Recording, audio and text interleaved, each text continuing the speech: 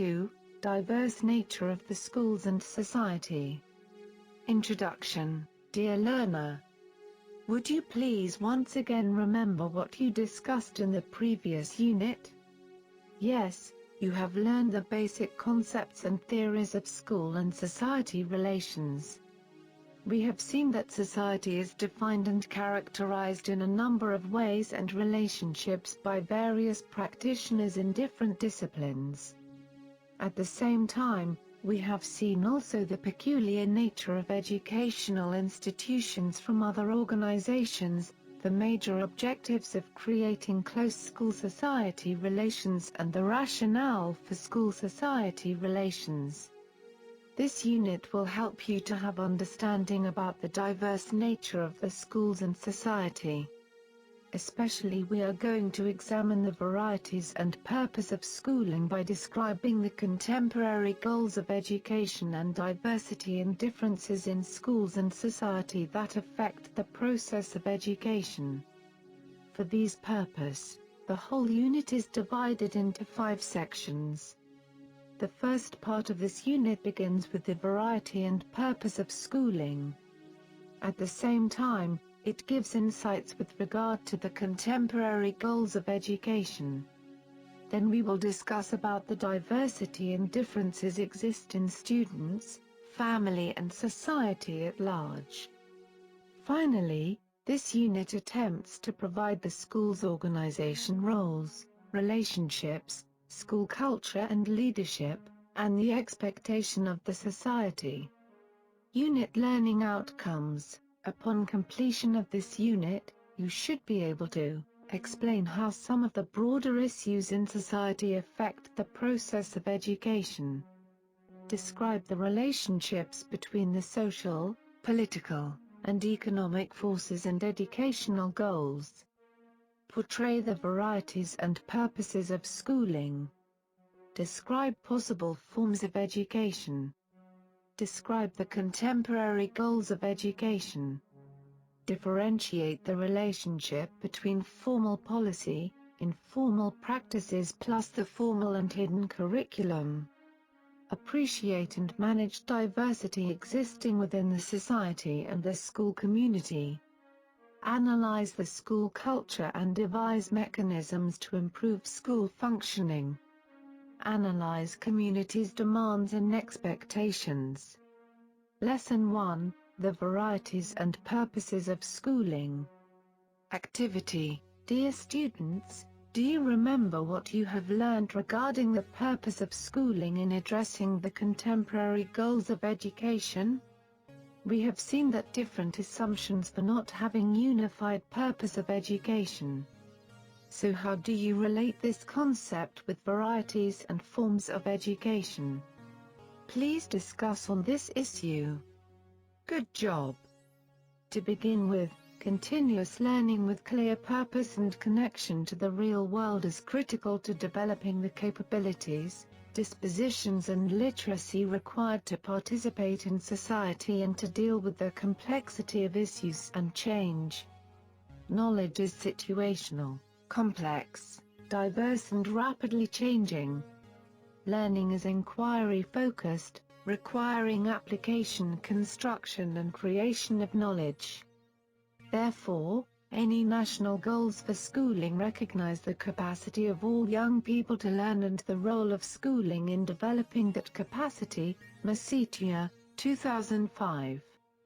Over the span of a century, schools have broadened their mission and scope toward becoming more inclusive and marked a major shift in philosophies and policies governing one's country education.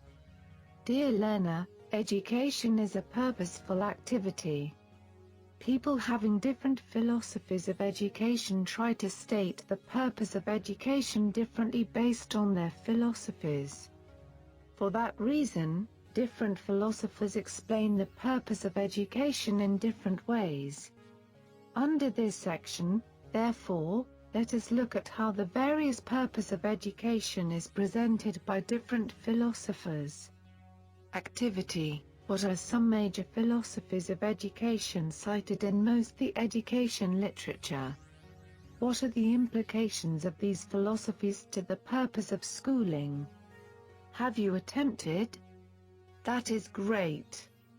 In this module we can see the purpose of education is to enable individuals to reach their full potential as human beings, individually and as members of a society. This means that these individuals will receive an education which will enable them to think and act intelligently and purposefully in exercising and protecting the rights and responsibilities claimed by different proclamations, constitutions and their own will. However, different philosophers explain the purpose of education in different ways as their philosophy of education is not alike. So, let us look at how the purpose of education is presented by different philosophers. To start, contemporary thinkers are addressing the issue of democracy. For instance, Dewey proclaimed that democracy constituted the highest ethical ideal for humankind. Thus, for Dewey, schooling is an imperative that derives directly from his understanding of the ethical ideals of individual freedom and democracy. Schooling is the vehicle for the dissemination of knowledge. If freedom implies knowledge and knowledge brings economic and political benefits, then Dewey has found a formula for social justice through democratic schooling. Knowledge became not only the factor that preserves a just society, but also the power which transforms an unjust community into a just one. Therefore, Dewey's purpose for schooling is to promote a democratic state. For Dewey, democracy is the ultimate ethical ideal for human being. To Dewey, democracy is the political system in which humans' ethical ideals of liberty, equality, and fraternity can best be realized. Simpian, 2008. As an Aristotelian thinker, Adler believes that politics is the supreme human activity. Education is one of several central dimensions within the domain of politics. Adler, 1988. Therefore, the role of education in general and of schooling in particular is to serve the state. For Adler, the ideal political regime is democracy. Thus, the purpose of schooling is to promote the flourishing of a democratic state. If you are looking different articles on this issue, you can find different purpose of schooling. Examples of the purpose of schools include: develop reasoning about perennial questions, master the methods of scientific inquiry, cultivate the intellect, create positive change agents, develop spirituality, and model a democratic society are some of commonly mentioned in the literature. So, let us look the common mentioned philosophies of education in brief. A. Perennialism. Perennialism believes that the focus of education should be the ideas that have lasted over centuries. They recommend that students learn from reading and analyzing the works by history's finest thinkers and writers. They recommend that schools spend more time teaching about concepts and explaining they are meaningful to students. Perennialism is rooted in realism.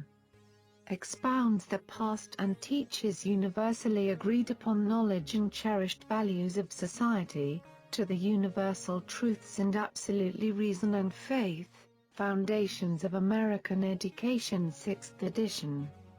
Perennialism teaches principles rather than facts.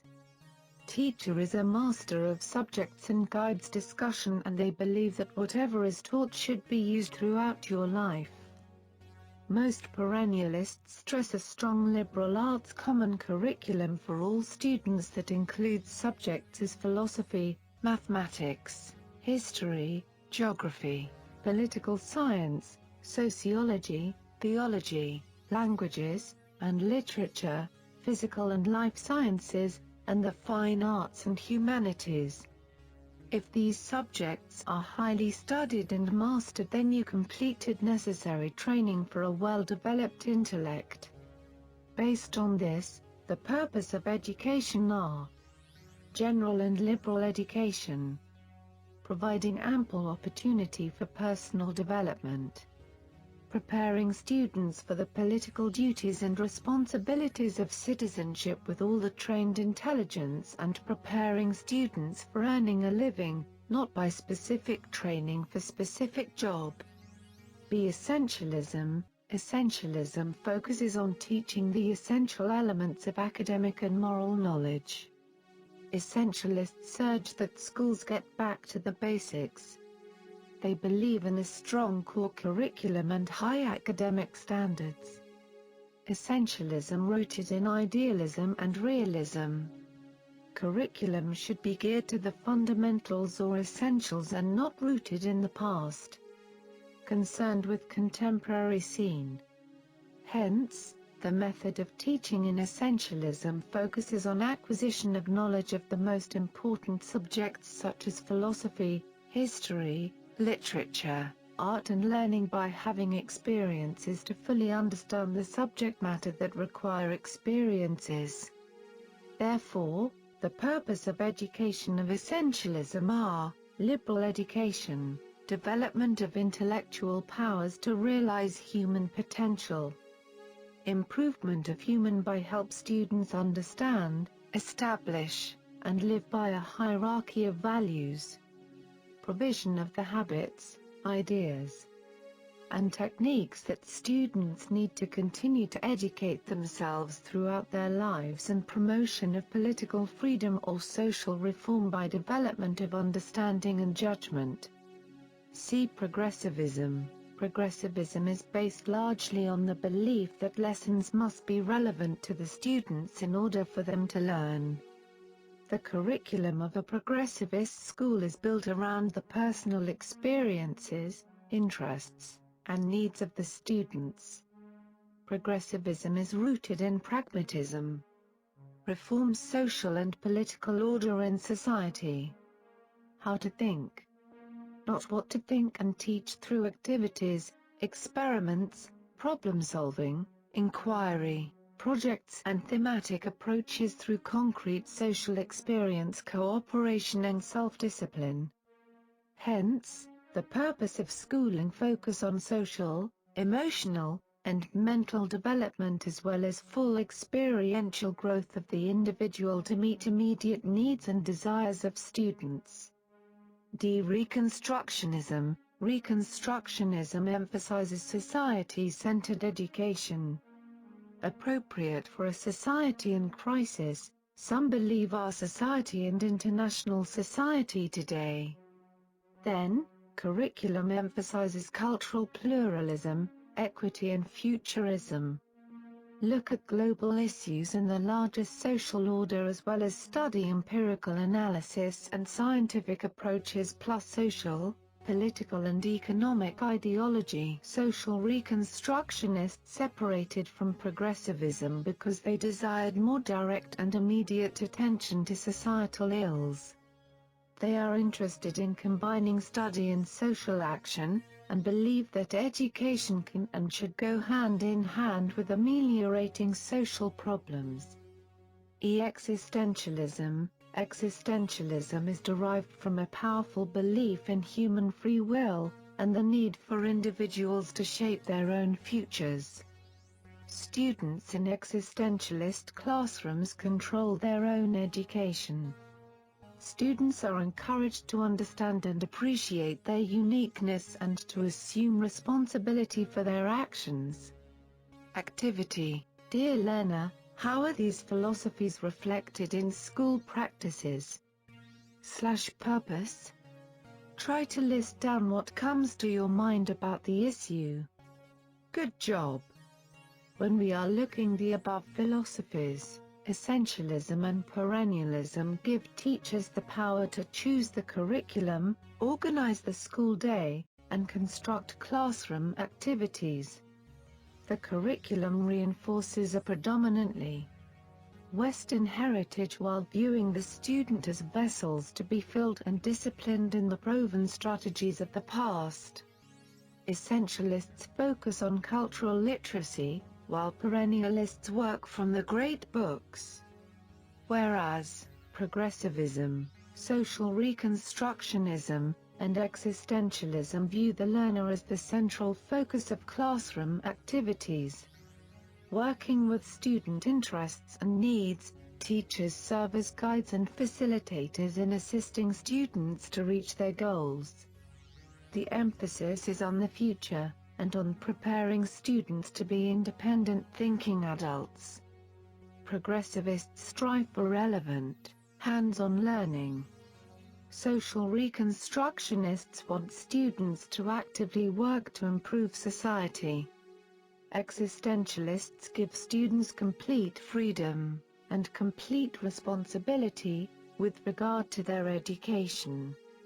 Dear learner, as presented in the above paragraphs, the aim of education varies across different philosophies of education, but generally the purpose of education is to educate individuals within society, to prepare and qualify them for work in economy, as well as to integrate people into society and teach them values and morals of society. Role of education is means of socializing individuals and to keep society smoothing and remain stable. Education in society prepares youngsters for adulthood so that they may form the next generation of leaders. It will yield strong families and strong communities. Indeed, parents taking an active role in their child education produce a willingness in children to learn. Education in society provides a forum where teachers and scholars all over the world are able to evaluate problems in education and society from a balanced and comparative social and economic perspective. Activity: what serious questions does the reading raise regarding the nature and purpose of schooling? What serious omissions are left out of the article or reading? In what ways does this article reinforce, extend, challenge, or oppose your own views on schooling? Be specific. Relationships between broader social, political, and economic forces and educational goals, dear learner. In the previous lesson we have seen that there are different views with regard to the purposes of schooling based on different point of views of practitioners and philosophers. From this variety of education, we can understand that the challenge of achieving the education goals is both central to and strongly influenced by so many factors. Among these, the social, political and economic context are the major one. UNMP, 2005. So, let us look what type of relationship between the broader social, political and economic forces exist to influence the overall educational goals in brief. To start with, whenever we have in mind the discussion of a new movement in education, it is especially necessary to take the broader, or social, view. It is to this, then, that I especially ask your attention, the effort to conceive what roughly may be termed the new education in the light of larger changes in society. Let us then ask after the main aspects of the social movement, and afterward turn to the school to find what witness it gives of effort to put itself in line. And since it is quite impossible to cover the whole social forces, it is better to confine the relation between social conditions with regard to educational goals. A society is a number of people held together because they are working along common lines, in a common spirit, and with reference to common aims. The common needs and aims demand a growing interchange of thought and growing unity of sympathetic feeling. A spirit of free communication, of interchange of ideas, suggestions, results, both successes and failures of previous experiences, becomes the dominating note of the recitation. It is within this organization that is found the principle of school discipline or order emanates. The great thing to keep in mind, then, regarding the introduction into the school of various forms of active occupation, is that through them the entire spirit of the school is renewed based on these society demands. This is the fundamental fact, and from this arise continuous and orderly streams of instruction. The aim is not the economic value of the products, but the development of social power and insight. It is this liberation from narrow utilities, this openness to the possibilities of the human spirit that makes these practical activities in the school allies of art and centers of science and history. From political point of view, through it the face of the earth is making over, even as to its physical forms. Political boundaries are wiped out and moved about, as if they were indeed only lines on a paper map. Population is hurriedly gathered into cities from the ends of the earth. Habits of living are altered with startling abruptness and thoroughness. The search for the truths of nature is infinitely stimulated and facilitated, and their application to life made not only practicable, but commercially necessary. Based on this political influence, even our moral and religious ideas and interests, the most conservative ones because the deepest things in our nature, are profoundly affected. These political forces should affect the education system to bring new arrangement and goals so as to respond to the immediate needs and aspirations of the society. When we see from economic perspective, the entire industrial process still revealed everywhere, from the production on the farm of the raw materials till the finished article was actually put to use. Not only this, but practically every member of the household had his/her own share in the work. The children, as they gained in strength and capacity, were gradually initiated into the mysteries of the several processes. It was a matter of immediate and personal concern, even to the point of actual participation in educational processes. Hence, it is through occupations determined by this environment that human being has made its historical and political progress. It is through these occupations that the intellectual and emotional interpretation of nature has been developed. It is through what we do in and with the world that we read its meaning and measure its value. In educational terms, this means that these occupations in the school shall not be mere practical devices or modes of routine employment, the gaining of better technical skill as cooks or carpenters, or any other field, but active centers of scientific insight into natural materials and processes, points of departure when children shall be led out into a realization of the historic development of human being. However, this transformation is not something to appear suddenly, to be executed in a day by conscious purpose. It is already in progress. Those modifications of our school system which often appear to be mere changes of detail, mere improvement within the school mechanism, are in reality signs and evidences of evolution. The introduction of active occupations, of nature study, of elementary science, of art, of history. The relegation of the merely symbolic and formal to a secondary position. The change in the moral school atmosphere, in the relation of students and teachers, of discipline.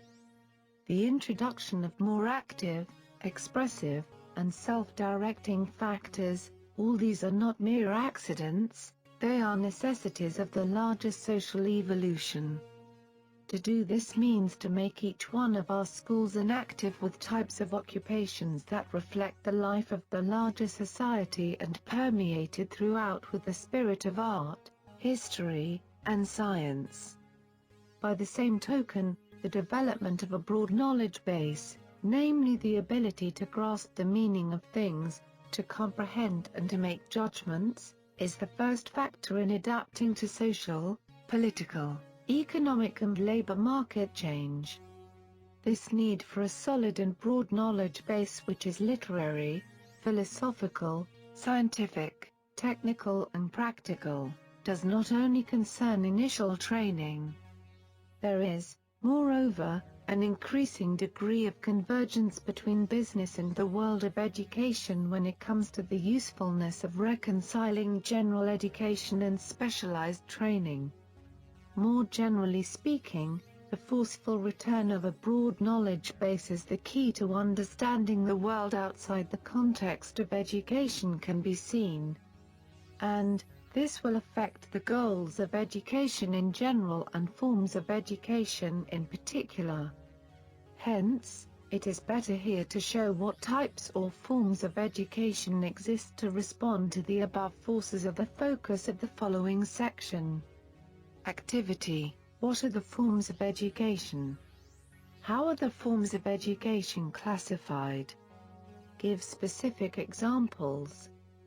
Forms of education. Dear learner, would you please once again remember what you discussed in Unit 2? Yes, you have learned the variety and purpose of schooling, including relationship between social, political and economic forces' impact on educational goals. This subsection will make you to have understanding about the basic concepts, context and different forms of education in order to avoid confusions attached to them. In the subsequent section, therefore, the three forms of education, that is formal, non-formal and informal education, will be discussed. There are various ways of classifying education. The definition and relationship between formal education, non-formal and informal education can be considered from both conceptual and practical angles. Several criteria must be applied simultaneously to determine the extent to which learning is formal, non-formal or informal. Often, this is done within a specific context or for a specific purpose. One way of addressing this problem is to search for ways to group the criteria to identify deeper underlying organizing concepts. The criteria used in distinguishing the three forms can be grouped as follows.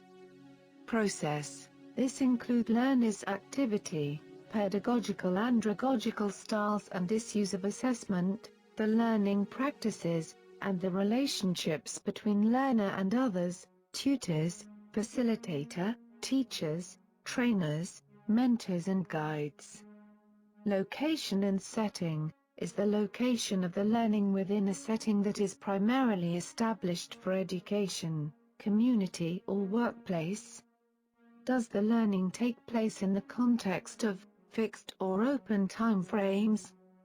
Is there specified curriculum, objectives, and certification, etc.? Purposes. Is the learning secondary to other prime purposes, or the main purpose of itself?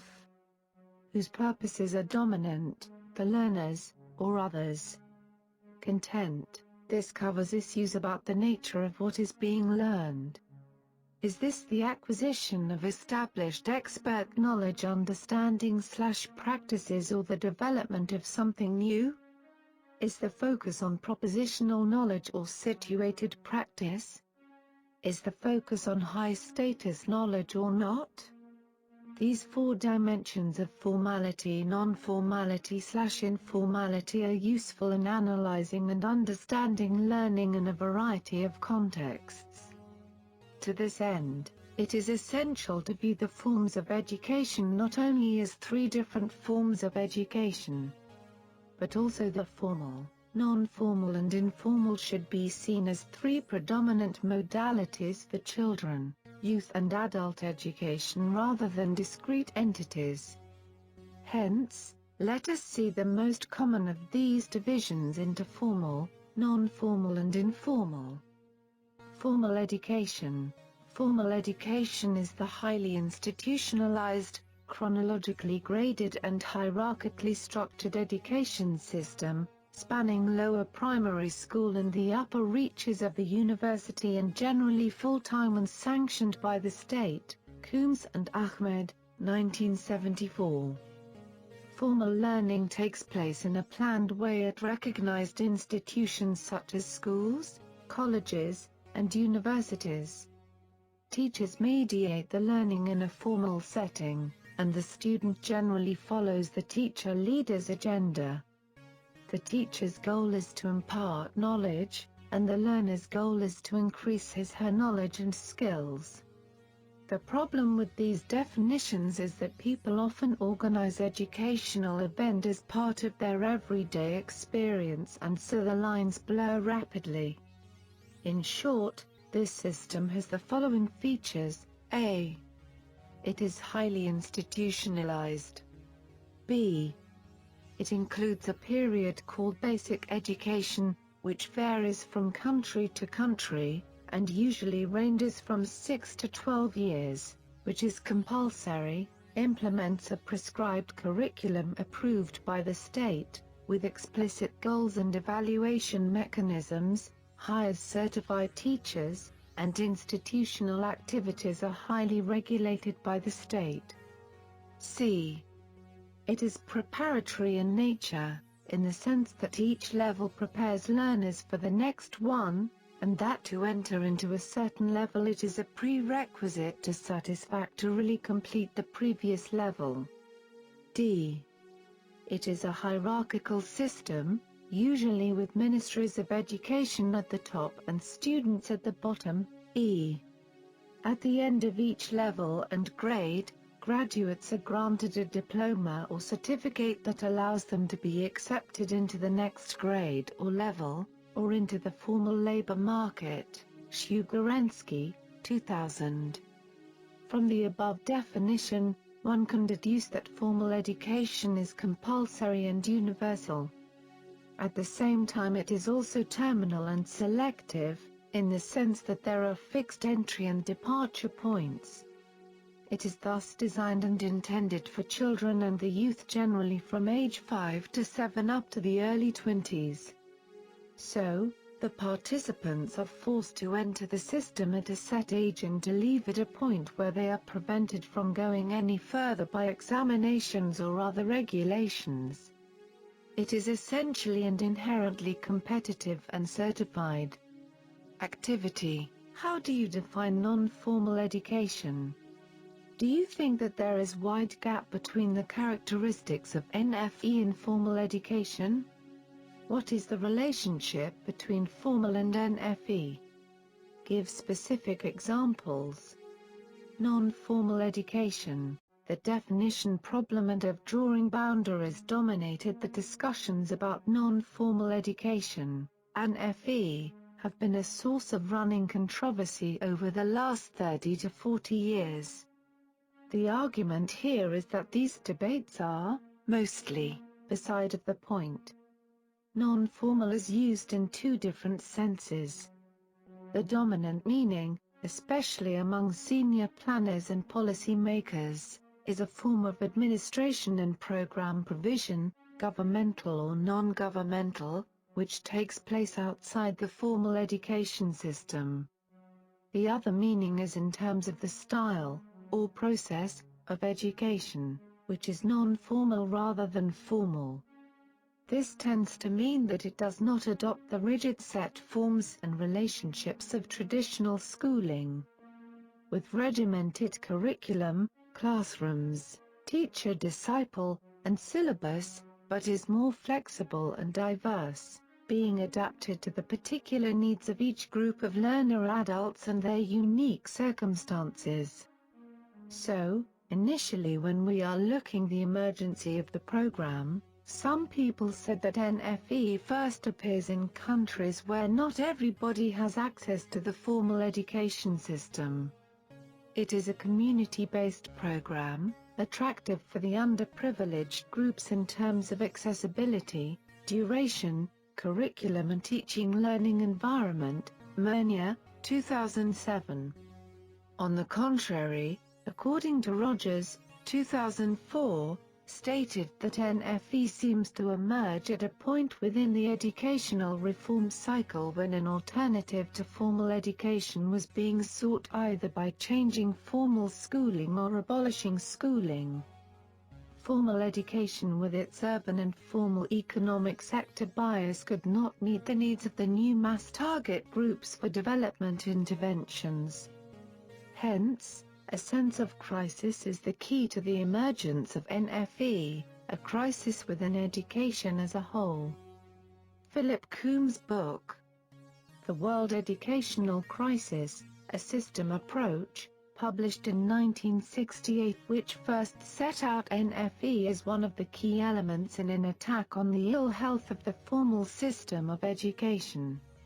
Based on this, it was suggested, and sometimes still is, that NFE could be categorized by the degree of formalization of the learning process, or by the degrees of integration between education and its environment, or by the degree of flexibility in client participation, or again by all three. Accordingly, NFE has traditionally been associated with out-of-school education, with adult education, and generally with flexible education addressed to meet the learning needs of special groups. However, NFE is today associated also with children and youth, and with school education. In recent years, terminology has once again become a prominent issue. Some specialists are arguing that the very term non-formal education has lost its meaning and relevance altogether, because of both the current enormous diversity of forms and the difficulties in drawing a line between what is formal and what is non-formal. When so many initiatives show characteristics belonging to both. So, for the sake of clarity, let us look at some of the definitions given by different authors. Coombs and Ahmed, 1974, define NFE as any organized, systematic, educational activity carried on outside the framework of the formal system to provide selected type of learning to particular subgroups in the population, adults as well as children. It is simple and flexible and can be delivered at any place convenient to the learners.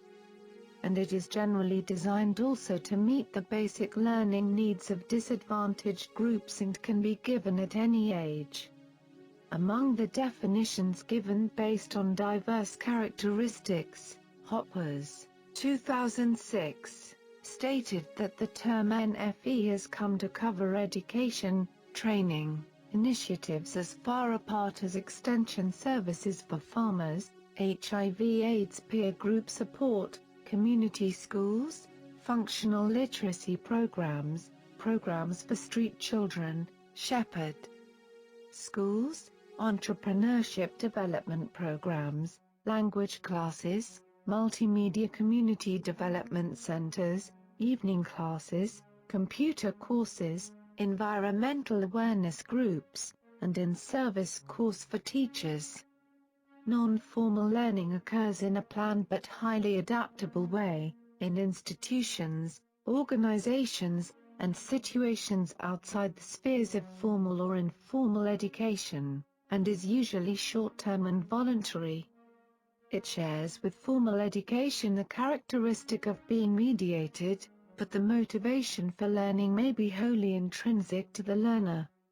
Examples of NFE include continuing education courses, organized field trips, museum visits, and structured programs developed by organizations such as the Boy Scouts. The learner's objectives may be to increase skills and knowledge, as well as to experience the emotional rewards associated with increased love for a subject or increased passion for learning. MENON Network, 2004. In general, NFE refers to the varied assortment of organized and semi-organized educational activities operating outside the regular structure of the formal system, aimed at serving variety of learning needs of different subgroups. And the following characteristics are associated with NFE. A focus on clearly defined purposes. Concern with specific categories of person. Flexibility in organization and methods. Learner-centered teaching learning process. Need-based curriculum and content. More practical rather than theoretical, and more economical because it could use existing facilities. Based on the above elaborations and characteristics, the meaning of NFE can be summed up: it is based on the needs of the participants. It is flexible, and is subject to change when found necessary. It gives high credit or importance for the experience of participants. It is related with or tied with practice, is a problem-solving, brings about immediate change on the life of participants. The program is taken and provided to where the participants live and work. The program is arranged in a way that suits the participants. The month, date and hour are set upon agreement with the beneficiaries, so that there may not be interference with their daily chores. It is conducted based on active participation and motivation of the participations. It is based on self-help principles. The educational approach is participant-centered. And, the acquired knowledge and skill is put into effect immediately, which results in productivity and improvement of the living standard of the participants. Activity: analyze the similarities and differences between NFE and informal education. Give specific examples. Informal education. Informal education is the lifelong process by which every person acquires and accumulates knowledge, skills, attitudes and insight from daily experiences and exposure to the environment. At home, at work, at play, from the example and attitudes of family and friends. From travel, reading newspapers and books, or by listening to the radio or viewing films or television.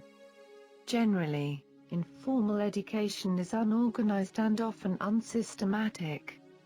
Yet it accounts for the great bulk of any person's total lifetime learning, including that of even a highly schooled person. Coombs and Ahmed, 1974. As Livingston, 1999, points out, informal learning can be defined as any activity involving the pursuit of understanding, knowledge or skill which occurs outside the curricula of educational institutions, or the courses or workshops offered by educational or social agencies. Put it in other words, the category of informal learning includes all learning that occurs outside the curriculum of formal and NFE institutions and programs. Shugorensky, 2000. The clearest example of this kind of natural learning and one which has been explored several times is that of language learning. Learning a first language is always informal, it is done on the job. The first language is learned through the use of language without any structure, learning through tasks of communication and through play with sounds, experimentation, etc. We can give other examples of this kind of learning which continues throughout life, but more needs to be studied. The examples most often cited are the informal way in which young people learn to manage new technologies without any formal inputs. Joining new organizations, taking on new tasks at work, in the home or in the community, all call for a learning curve. But it goes beyond this into everyday experience. Activity: who taught young people how to write text messages on their mobile phones? How do most people learn to send emails or solve the many problems that crop up through using computers on a daily basis? Give some more specific examples of your own. In the concept of informal learning, it is important to note that we are deliberately using the word learning and not education, because in the processes of informal learning there are not educational institutions, institutionally authorized instructors or prescribed curricula. It is also pertinent to note that we are saying outside the curricula of educational institutions and not outside educational institutions, because informal learning can also take place inside formal and non-formal educational institutions. In that case, however, the learning occur independently, and sometimes against, the intended goals of the explicit curriculum, Shugorensky, 2000. By definition, the informal learning is accidental, active, intrinsic and spontaneous, and these characteristics allow people with a non-successful education background but having interests, needs and priorities to start to gain knowledge, improve competence and act in a learning environment which is less structured and less similar to the previous school experience. This leads to a question: is it possible to develop taxonomy of informal learning? In some instances, some authors also tried to define informal education by classifying into two parts. According to Jember, 1996, for instances, it is classified as incidental and informal education. Incidental education refers to learning which takes place without either a conscious attempt to teach on the part of the source of information or a conscious attempt to learn on the part of the learner.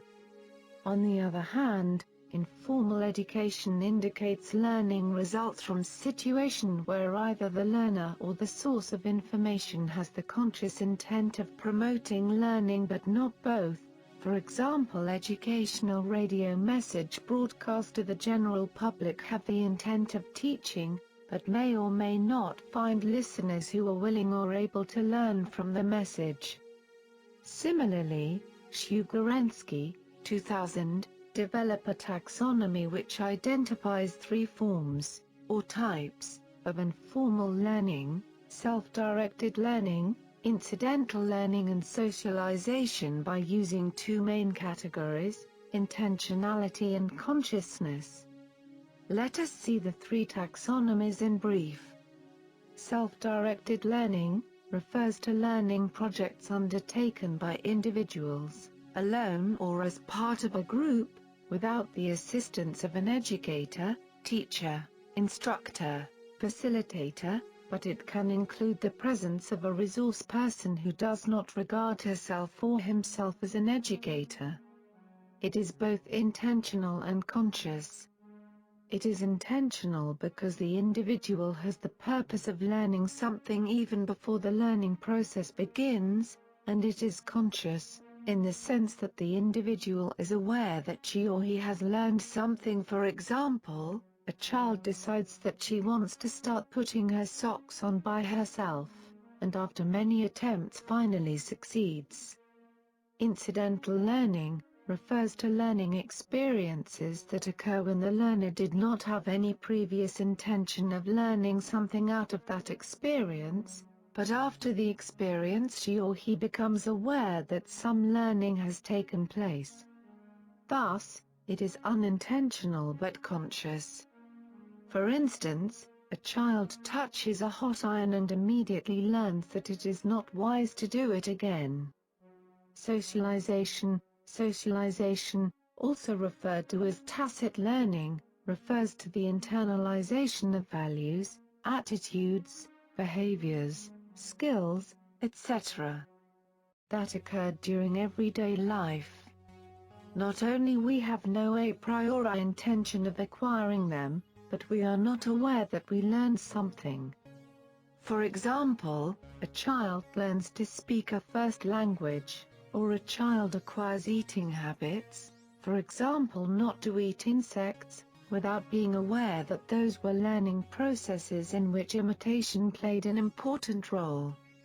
Or an elementary school teacher has different expectations of male and female students, and treats them differently, and neither the teacher nor the students are aware of the impact of the hidden curriculum in gender roles. Socialization, we will see this issue in the next section.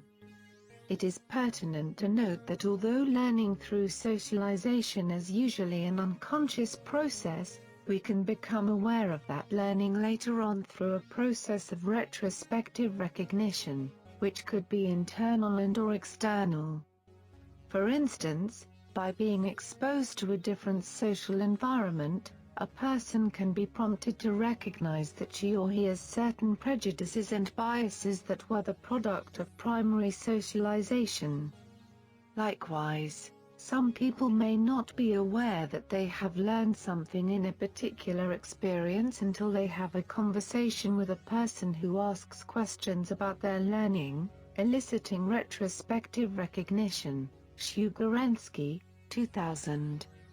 Informal learning can be characterized as follows. It usually takes place outside educational establishments. It does not follow a specified curriculum and is not often professionally organized but rather originates accidentally, sporadically, in association with certain occasions and from changing practical requirements. It is not necessarily planned pedagogically conscious, systematically according to subject, test and qualification oriented, but rather unconsciously incidental, holistically problem-related, and related to situation management and fitness for life. It is experienced directly in its natural function of everyday life and it is often spontaneous. To summarize, informal education is considered as the lifelong process by which every person acquires and accumulates knowledge, skills, attitudes and insights from daily experiences and exposure to the environment. We all know that we live in an age of lifelong learning. Lifelong learning is no longer just one aspect of education and training. It must become the guiding principle for participation and provision across the full continuum of learning context, EC, 2000. Especially, it has emerged in recent years as a key issue on the policy agenda and different practitioners. However, when we are looking at the definitions given by different people, lifelong education is a broad, imprecise and elastic term which can appeal to a wide range of people and perspectives. Johnston, 2000. There is an overall shift in focus from education to learning and from lifelong education to lifelong learning. Lifelong learning must encompass all aspects of the education system so that expanding human capital needs can be addressed through innovation, adjustments, flexibility, and quick reorganization. This view stands in stark contrast with the more traditional notion of education systems that compartmentalize the different components of education, formal versus non-formal, compulsory versus non-compulsory, elite versus mass, and so forth.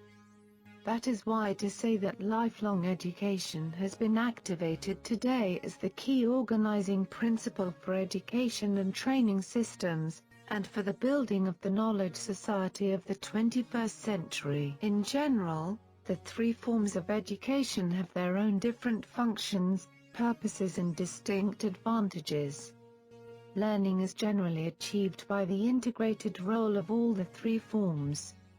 So, it is more helpful to examine the dimensions and the differences among formal, non-formal and informal education meaningfully based on their relations and differences to particular contexts and purposes. Of course, all these various subsectors or systems of education do not stand alone. They are complementary to one another in many ways. Hence, each individual learner will call on the resources of both forms of education throughout lifelong learning. Activity, dear learner. Identify the characteristics of formal, NFE and informal education. Which form of education do you think is most important? Why? Distinguish the relationship and differences between formal, NFE and informal education. The key issue involves how all three learning formats can be integrated and seen as a means of providing a unique path strategy for individual personal organizational societal development. The success element is determined by the way each learning format can communicate and dialogue with the others, how informal and non-formal can be integrated in formal learning and how they can serve and benefit the others. To conclude this section, consideration of quality within formal, informal and non-formal learning means focusing on the quality of the learning experience in itself in terms of meaningfulness, coherence, relevance for the final users and for the context in which the user is living and working. Use of resources, human and materials, which have intrinsic elements of quality and that can initiate, foster and accompany the learning process. Support the motivation and the joy of learning, and accommodate the different ways of learning in the emerging and changing needs. Design and implementation of processes and steps which are based on methods, procedures and strategies which have been pre-designed, documented, and tested and which have produced previous positive results. Men and Network, 2004. Relationship between formal policy, informal practices, formal and hidden curriculum. Nowadays, education systems are investing in schools as learning communities with strong partnerships between students, teachers, families and the wider community. In this contemporary society, schooling is embedded in social, political and economic activity, because society significantly impacts on education and on the worlds of students, their families and their schools. Above all, our society is shaped among other things by international interdependency and global engagement. Values, ethics, responsibilities and cultural sensitivity. Communities and economies exploiting communication, information and knowledge. Rapid development and uptake of ICT in work, learning and leisure as well as access to technologies and policies to address inequalities. Nsichia, 2005. Therefore, in order to respond for these aspirations, innovative new models of schooling that utilize technologies in the redesign of organizational structures and curriculum are required. Here, we can raise one question with regard to what are the factors that influence a national or school-based curriculum design so as to fulfill the above aspirations. Assuming that the school curriculum developers design their curriculum with the child in mind, there are a number of factors that they need to consider. These are described below. Originally, the curriculum was considered as the product of a technical process. In other words, as a document prepared by experts, depending on the state of the art of disciplinary and pedagogical knowledge. However, following the works of different practitioners and researchers in education, the major part of the educational community considers that the curriculum has both a political dimension and a technical or professional dimension. Indeed, the curriculum relates to the connections between the goals of education and everyday life in learning institutions, schools, colleges and universities. Then, when we are looking at the major factors, first, national goals of education has paramount decisiveness. Learning in any country is guided by its national goals and philosophy. These are influenced by political considerations to ensure national identity. Hence, curriculum development can be centralized at the national level or decentralized to the local level. Second, number of subject options available. The central pattern of curriculum design is further influenced by the number of subjects in the national curriculum. Normally, a school cannot include on its list a subject that is not on the national curriculum, so the school curriculum is limited to what the national list has to offer. Third, the learner. In addition to national goals, the school curriculum is influenced greatly by the mental, physical and emotional requirements of the child. The school curriculum developers look at the child's level of development and maturity. the juniors should be given what they can handle in terms of depth and quantity. Harnett, 2004. On the other hand, education is deeply implicated in the politics of culture. The curriculum is never simply a neutral assemblage of knowledge, somehow appearing in the texts and classrooms of a nation. It is always part of a selective tradition, someone's selection, and some group's vision of legitimate knowledge. It is produced out of the cultural, political, and economic conflicts, tensions, and compromises that organize and disorganize a people. Based on the above factors, education consists of three related areas: curriculum, what is to be learnt; pedagogy, how it is to be taught; and assessment, how progress and attainments are judged. NACCCE, 1999. Activity, dear learner. Bring in examples of issues shaping curriculum, might be drawn from your particular professional school community situations, national reports, newspaper articles, other readings at a local, state, national or global level. When we are looking curriculum more specifically, a curriculum considers the learners and their interaction with each other, the teacher and the materials. The output and outcomes of a curriculum are evaluated. Bringing all these points together, the curriculum is viewed as a composite whole including the learner, the teacher, teaching and learning methodologies, anticipated and unanticipated experiences, outputs and outcomes possible within a learning institution. COL, 2000. Then, the question to ask at this stage is, what is a curriculum? Activity, dear learner. How would you define curriculum? The real meaning of the word curriculum can be demonstrated by looking at its origin.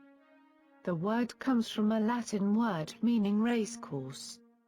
It is the path which a runner or a horse needs to follow if he is to finish the race.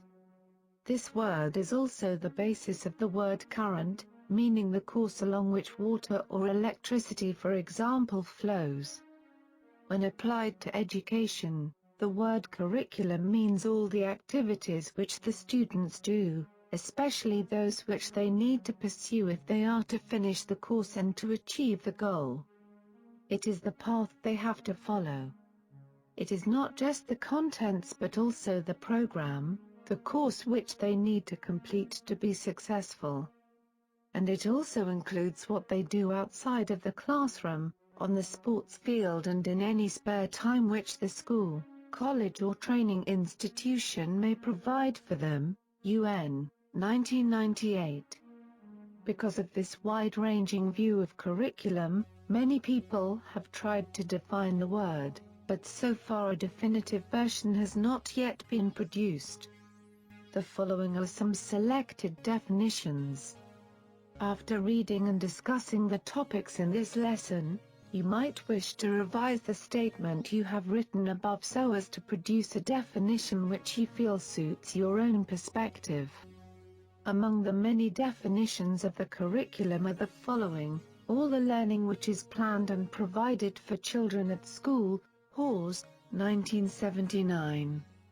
A framework for the enhancement and organization of the varied and numerous experiences of students in the school setting and beyond the school, Skilbeck, 1984.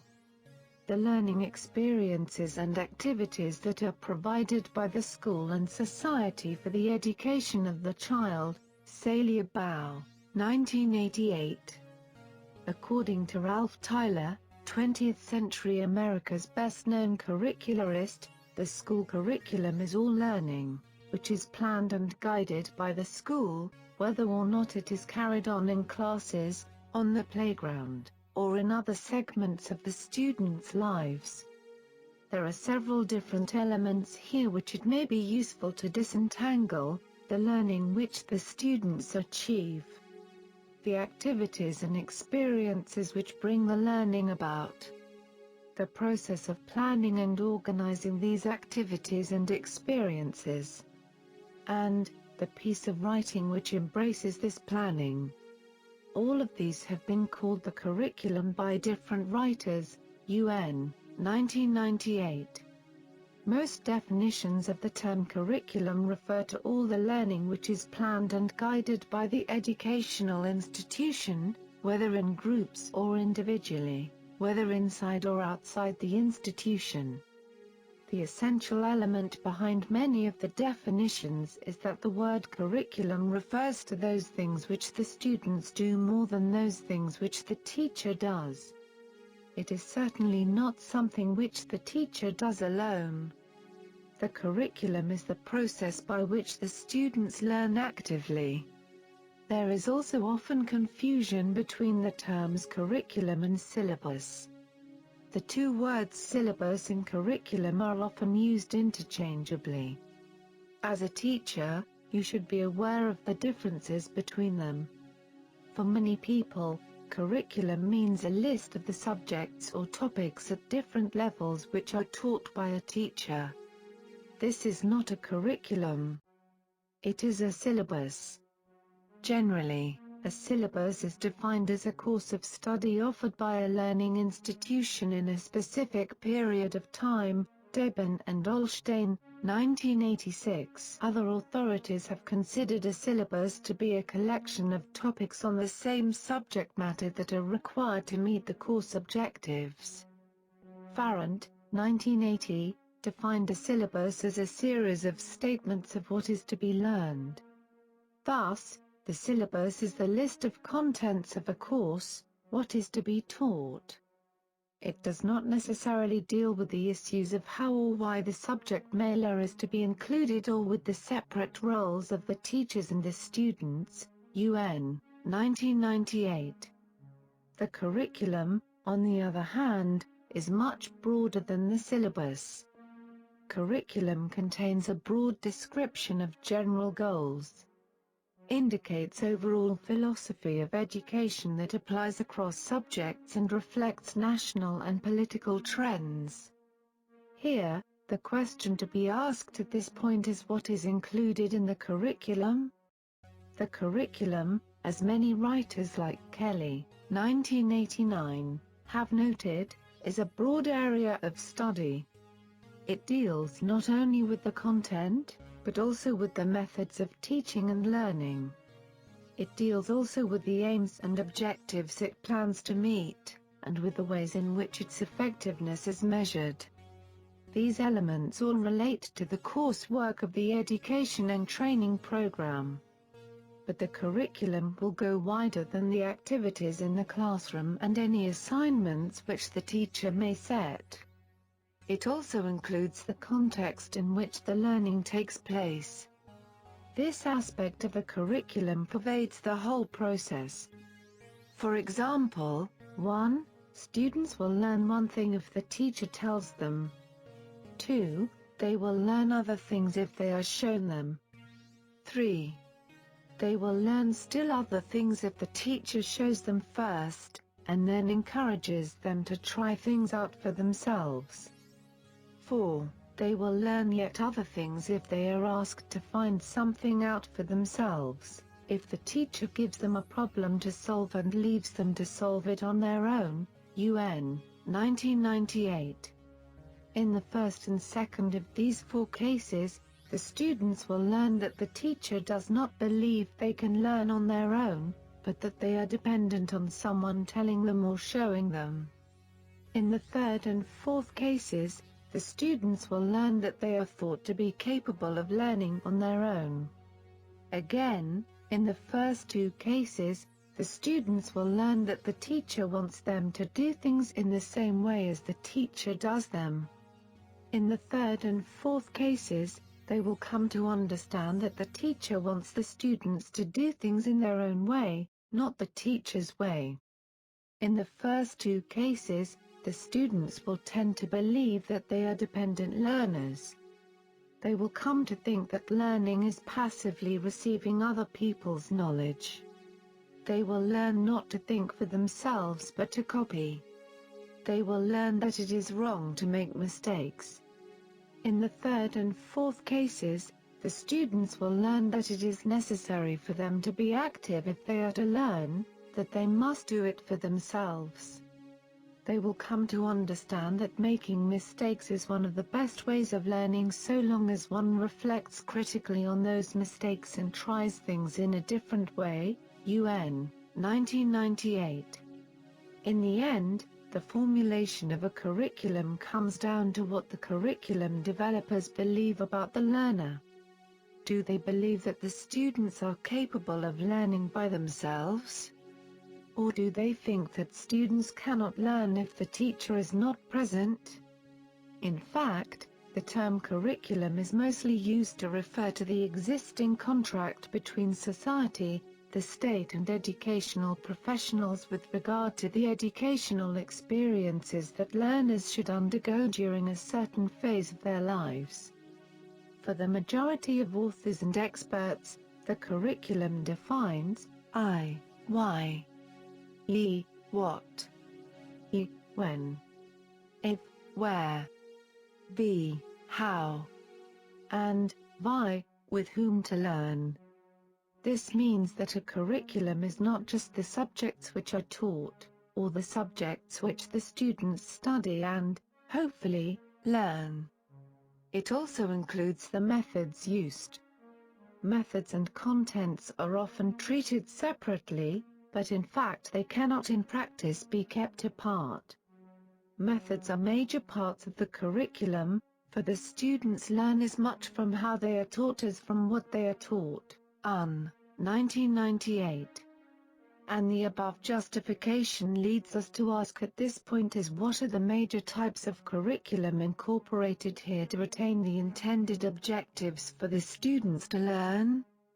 Therefore, before describing the relationship between formal policy, informal practices, formal and hidden curriculum, we first provide background on the formal, informal, and hidden curricula, particularly as they relate to our education context as cited by Col. 2000, Horn, 2003, Jackson, 1968, and Tanner, 1975. Formal curriculum, according to UREVBU, 1985. Formal curriculum refers to what is laid down as the syllabus or that which is to be learned by students. It is the officially selected body of knowledge which government, through the Ministry of Education or any body offering education, wants students to learn. Col. 2000. The University of Zimbabwe Distance Education Module EA3AD303, 1995, refers to formal curriculum as all the work that teachers plan and use with students. This curriculum meets specified objectives of educating identified groups of learners or students in their varying settings. In other words, formal curriculum is the selected written programs or courses students go through. Here, we use the term formal curriculum narrowly to mean the actual course of study, the planned content, teaching, evaluation methods, syllabi, and other materials used in any educational setting from lecture halls to labs to seminar rooms. Also included are formal policy statements, regulations, expectations, and competencies for every educational cohort conceivable. Actual curriculum, this refers to both written and unwritten syllabuses from which students encounter learning experiences. Tanner, 1975. Learning experiences can be selected from other sources rather than the prescribed, official and formal syllabuses. The actual curriculum is the total sum of what students learn and teachers teach from both formal and informal curricula. Informal curriculum, UREVBU, 1985, refers to informal curriculum as the curriculum in use. Teachers or instructors may not adhere to the presented formal curriculum but can include other aspects of knowledge derived from other sources. This additional material is called the informal curriculum. We use the term informal curriculum to denote much of what occurs, often unplanned instruction that takes place between anyone who is teaching, attending, and trainees. Informal curriculum, commonly referred to as hidden curriculum, due to its implicit nature, addresses behavioral and character aspects of life which include, but are not limited to, social responsibility, personal relationships, competition, respect for authority and time management. These aspects are taught by such methods, techniques and procedures as class bells, restroom passes, dress codes, classroom etiquette, class rank charts, etc. Core curriculum. You may have also come across the term core curriculum in your readings. This is not an independent type of curriculum. It refers to the area of study, courses or subjects that students must understand in order to be recognized as educated in the area. In other words, core refers to the heart of experiences every learner must go through. The learner has no option but to study the prescribed course or subjects.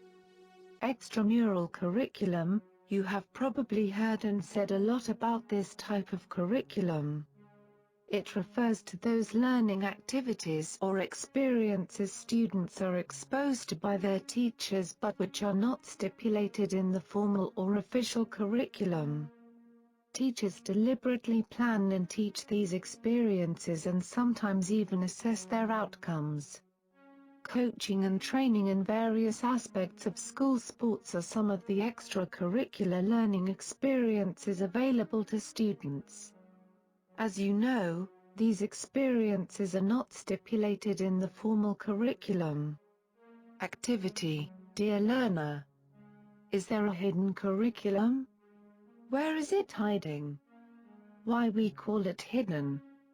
How would you define curriculum? Please give your own argument. Hidden curriculum, UREVBU, 1985, describes the hidden curriculum as the non-academic but educationally significant component of schooling. Tanner and Tanner, 1995, prefer to call it the collateral curriculum. They argue that the word hidden implies deliberately concealing some learning experiences from students. Since this is not written or officially recognized, its influence on learning can manifest itself in students' attitudes and behavior, both during and after completing their studies. What is acquired or learned from hidden curriculum is usually remembered longer than information learned at school. Tanner and Tanner, 1975, recommend that positive learning from the hidden curriculum should be acknowledged and treated as an integral part of the planned and guided learning experiences.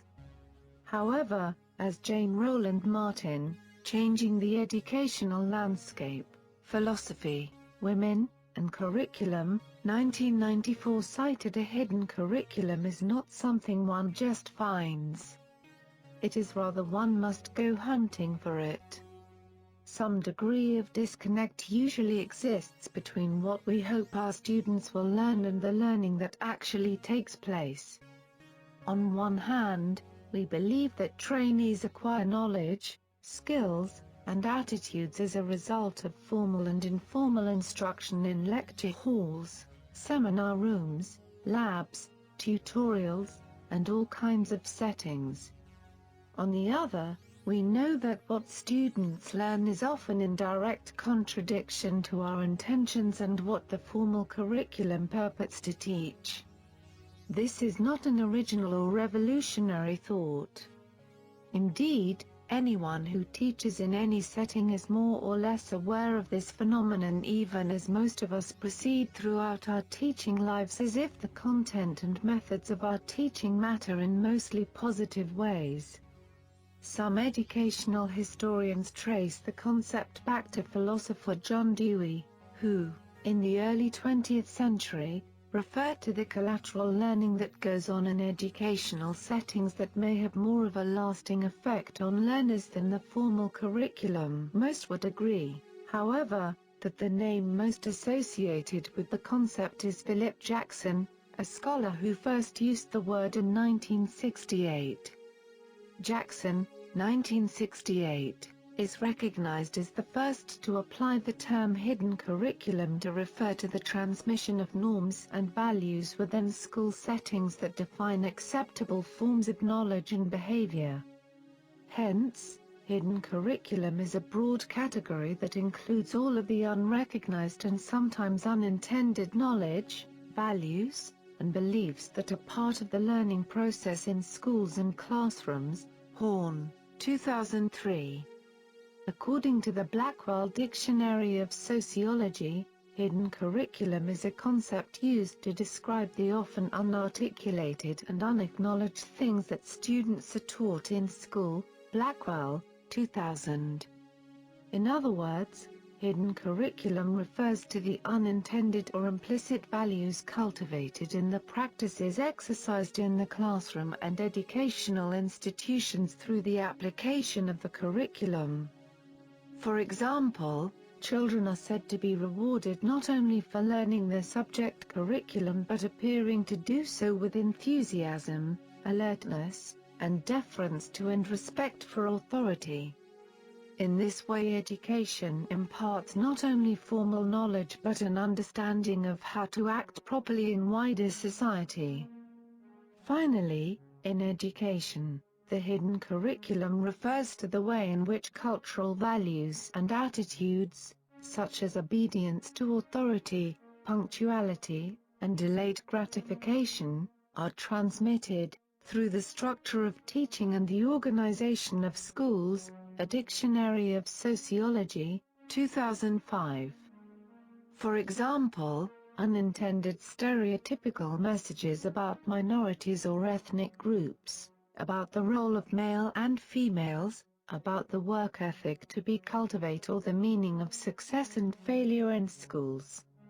One would be hard-pressed to find a teaching philosophy, idea or technique that was introduced without some form of criticism, skepticism or opposition. So, despite concerns from educators in regards to the countless challenges that students face beyond the scope of academics, an air of skepticism still lingers among many. The general consensus is that hidden curriculum has the potential to teach, stimulate and foster good or bad lessons, behavioral pattern and character traits respectively. However, some educators feel that hidden curriculum is creating more negative repercussions for students and society than it is positive results. John Taylor Gatto, 1992, expressed his concern during a speech by stating that these are the things you pay me to teach: confusion, class position, indifference, emotional dependency, intellectual dependency and provisional self-esteem one can't hide. Precisely, because teachers have their own personalities, values, interest, strengths, and weakness, these also affect the hidden curriculum. Activity. Dear learner, a donor wants to assist your school in promoting learning in areas not stipulated in your formal curriculum. What might you want students to learn from the hidden curriculum? What can students learn from the hidden curriculum? What considerations about your own learners were taken into account in making the curriculum you are using? Which learning experiences can you classify under the hidden curriculum in your school? Have you tried? Very nice. Generally, whether we call it formal, informal or hidden curriculum, what is the major issue to be mentioned here is a curriculum can become one's life course of action. It can mean the paths we have followed and the paths we intend to follow. the more we understand ourselves and can articulate reasons why we are what we are, do what we do, and are headed where we have chosen, the more meaningful our curriculum will be. Connolly and Clandon, 1988. Although the national curriculum is not the whole curriculum, it is the most significant part of it. It represents the national priorities for learning and assessment. It is the framework for school inspection, accountability and quality assurance. And it is the basis of the national standards for initial teacher training. However, if the school system is to develop young people's creative abilities, steps must be taken to create the conditions in which this can be done. Schools should have increased freedom to devise patterns of curriculum provision to meet these requirements. Because the ways and means of changing and evaluating a curriculum are closely connected to the ways and means of organizing the social control of schooling as a whole, and to the role teachers and the school administrations have paramount importance in these endeavor. Accordingly, the teaching institution and the classroom teacher create the hidden curriculum as well as the formal curriculum. Teachers then need to look carefully at their classroom work to see what lessons their students are learning from them, even though they are not discussing these subjects directly. But when developing a curriculum, as a teacher, you need to know what curriculum means in order to relate education to the socio-economic, technological, political and environmental demands of your society. Relate content or the body of knowledge to your local setting. Apply the most effective and relevant teaching and learning methodologies. Evaluate teaching and learning processes in your education system, COL, 2000. Above all, learners are different. Learning is both an individual process and a relational process. Any curriculum is potentially diverse, it changes as knowledge changes. For students to learn optimally, the implications of these differences must be recognized. The curriculum is always subject to minor changes as teachers take up the prevailing ideas and respond to technological change. Sometimes it is necessary to formalize these changes. Formalization has to take into account the mission, aims and objectives of the institution in which the society resides. To sum up this section, curriculum is the study of what should constitute a world for learning and how to go about making this world. What is the good life? What is a good person? What is the good society? MacDonald, 1978. Therefore, the curriculum is not a fixed and authoritative structure which contains the organized content for learning. It is a dynamic instrument. It reflects the educational purposes to be attained and the educational experiences that should be provided to achieve those purposes. And since those purposes will change over time, so will judgment as to what are the best experiences likely to achieve the purposes. Thus, the curriculum will change and develop as the program itself is implemented. There is a need for continuing curriculum reform as society itself develops and changes. Thus, as historical text, the school curriculum and the field of curriculum stories are incomplete stories. The stories that are not told, like other silenced histories, beg to be revealed. For its delivery, the curriculum is dependent upon teachers who function within some kind of unit that gives coherence to the subject being taught. Teachers may leave out or add to the material, or change the way in which it is taught and assessed by them. But these changes, which while from the teacher's perspective provide for continuous quality improvement, you will also need to watch carefully for the hidden elements, for these reveal, often very clearly, what you think and feel about the participants, and they will pick up these feelings and ideas very quickly. Lesson 2, Diversity and Differences, Students, Family and Communities.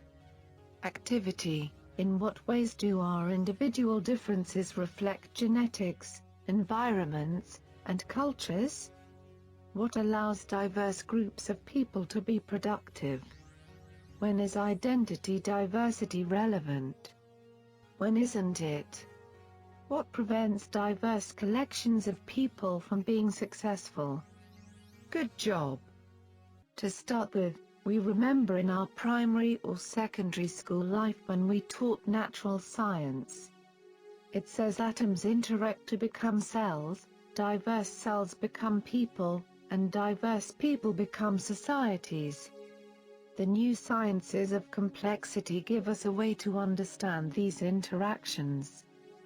From this fact we can understand that to more accurately understand human differences, one must draw upon systems thinking. In reality, all of the factors in the system, environmental, genetic, and non-genetic biological, work together to construct our characteristics. Here, we can ask ourselves, what is diversity after all? According to the dictionary, diversity means difference. Given this definition, the critical question becomes, different from whom, or what? In current educational discourse, the terms diverse and diversity most commonly refer or include a wide range of student and family characteristics and affiliations. From the universe of possibilities, this lesson focuses specifically on 3 categories: race or ethnicity, culture, including language, and socio-economic status or class differences. These 3 categories reflect the most common use of the term diversity, Boethel, 2003. From this we can understand that diversity has many dimensions, including race, sex, age, and organizational membership. Diversity refers to the ways in which we differ from each other. Some of these differences may be visible, for example, race, ethnicity, gender, age, economic differences in families, geographic region, while others are less visible, for example, culture, ancestry, language, religious beliefs, sexual orientation, socio-economic background. Boethel, 2003. From this, we can understand that diversity is a complicated matter because it comes in many different forms. In any given group there may be several sources of diversity that interact to affect group functioning. For example, Hoffman and Boethel, 2003, notes that almost every definition of diversity focuses on the experiences of minorities that have historically been ill-served by education and socio-economic structure. At the same time, the ways in which race and ethnicity are defined and used vary considerably in the conceptual literature related to diversity. For the most part, however, the studies reviewed here did not concentrate on the concepts or definitions of race or ethnicity. However, diverse does not mean deficient. As we have seen above, diversity includes a number of factors. Each factor can influence the relationship between teacher, student, family, and community in our context. One struggle now is to capture those many dimensions on one team, Swafford and Daint, 2009. So, when we are looking from our educational context, the definition of a family has changed greatly in the past 3 decades. Today children may live in a variety of family structures. Because different family structures are associated with different educational outcomes, it is important to examine how the structure of families has changed over time. At the same time, Different family structures are associated with different educational outcomes, even though the effects of family structure are likely to be confounded by family income, parents' education level, race, ethnicity, and the amount of time that parents participate in their children's education. In this lesson, the term families is used to describe any of the wide variety of home arrangements that people establish to care for and rear children. Family structure can be defined in terms of parents' relationships to children in the household. For example, biological or non-biological, parents' marital status and relationships history, for example, divorced, separated, remarried, and the number of parents in the family. And these all factors have an impact in our education system. On the other hand, there is also another important dimension of diversity, cultural diversity.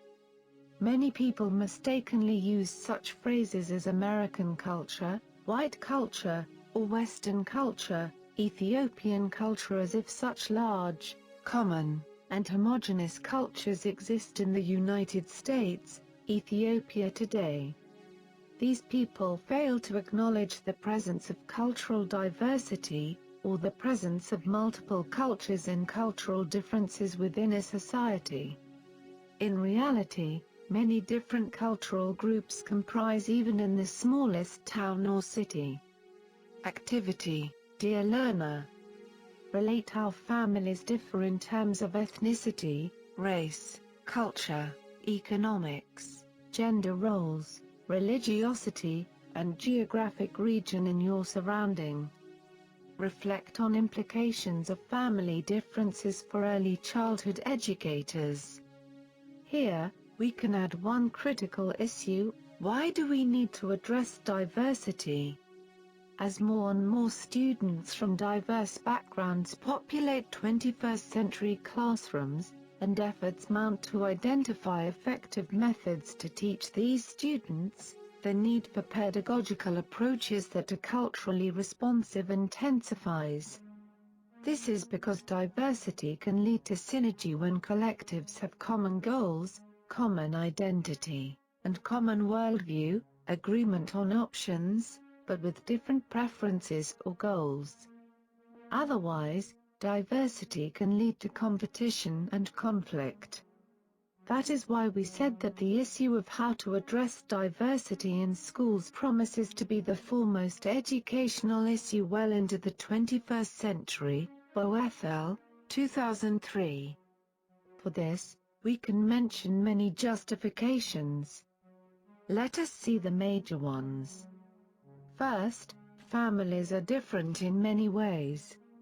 It is crucial that early childhood teachers work to increase their understanding of differences in families and interact sensitively with these differences in mind. It is the responsibility of early childhood teachers to foster a climate that encourages various types of family involvement so that all children may reap the benefits known to occur from home and school partnerships. Second, according to Reham and Allison in Swafford and Dainty, 2009, all students are diverse, even those from the same cultural background. Respecting diversity requires that teachers look at all students with interest and openness, and utilize flexibility when providing instruction. Students may be considered at risk and need the development of resiliency factors to be successful. Teachers who have been taught to appreciate diversity are more self-confident, have increased abilities, and move beyond judging students by superficial attributes such as skin, color, speech patterns, and exceptionality. Third, as we have seen above, factors such as family income, family structure and parents' education have been shown to influence a child's educational opportunities.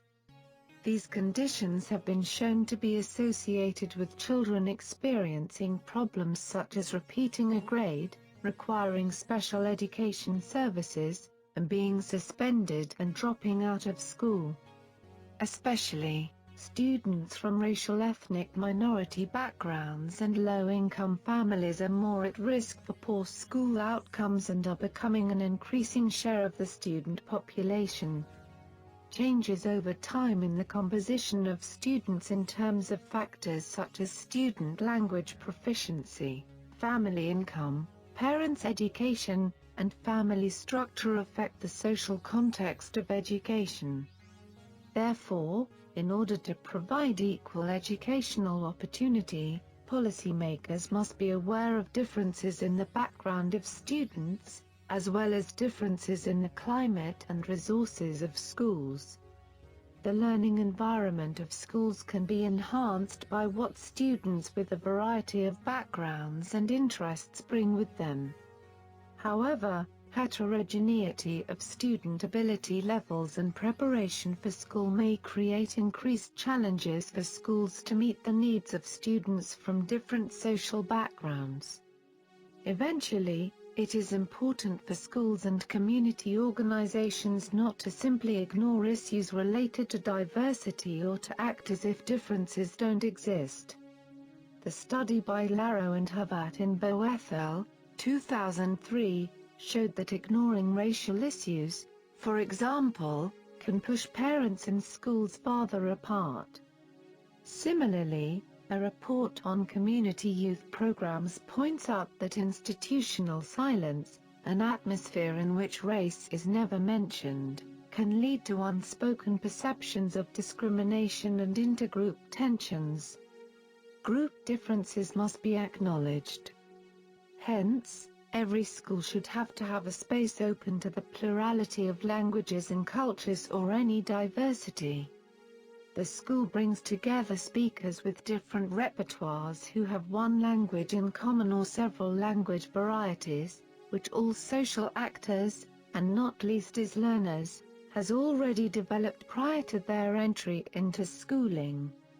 School is also a place of contact among those diverse repertoires, and between those repertoires and varieties of the language of schooling. The purpose of schooling is to contribute to inclusion and cohesion by developing mastery of languages of schooling and also by taking into account what has already been acquired. Case Study 1 Millisecond Alma's practice in workplace. Ms. Alma's is a second-grade teacher at Dugum Primary School, Horzen Eastern Zone, Tigray. She feels that she's under a tremendous amount of pressure to succeed, considering she's a first-year educator. Ms. Almaz has recently attended a lecture about diversity and character education. She was impressed by the lecture, but isn't sure she can manage merging any new programs with her existing curriculum. What's something Ms. Almaz can do to implement diversity and character education without affecting her current curriculum too much? A. Teach a traditional curriculum for the first half of the year, and diversity and character education for the second half of the year. B. Try a different technique every day until she finds one that's reasonable. C. Adopt a new curriculum which is completely dedicated to diversity and character education. D. Integrate moral literature into her daily storytelling time. Lesson 3, Culturally Responsive Pedagogical Practices. Activity. Dear learner, how can teachers involve families from diverse backgrounds to support classroom instruction? In what ways do you draw a lesson plan upon parents' knowledge and experiences in students' learning activities? Very nice. Dear learner, this is the third section of Unit 2. Have you got valuable information regarding diversity and cultural practices of the community? What is the difference and similarity between diversity and cultural practices of the community? Have you ever acquainted with the concept of culturally responsive pedagogical practices before? What kind of programs and process of culturally responsive pedagogical practices have you ever executed as practitioner in your settings? Based on the concepts gained in Unit 2. What is the Ethiopian government intention and priorities with regard to culturally responsive pedagogical practices? Please think on these matters thoroughly. At the end of this subsession, you will describe the major concepts and dimensions of culturally responsive pedagogical practices. Interpret the problems encountered in this endeavor and implications to our education system. In order to understand all the lessons indicated in Unit 2, let us examine the practical aspect of culturally responsive pedagogical practices from different literature review vis-a-vis the government's priority area and emphasis. To begin with, culture encompasses everything around us. It is a part of every environment. Often we forget that children and youth bring their very own culture from home into school, and as a result they may struggle with trying to make it all fit.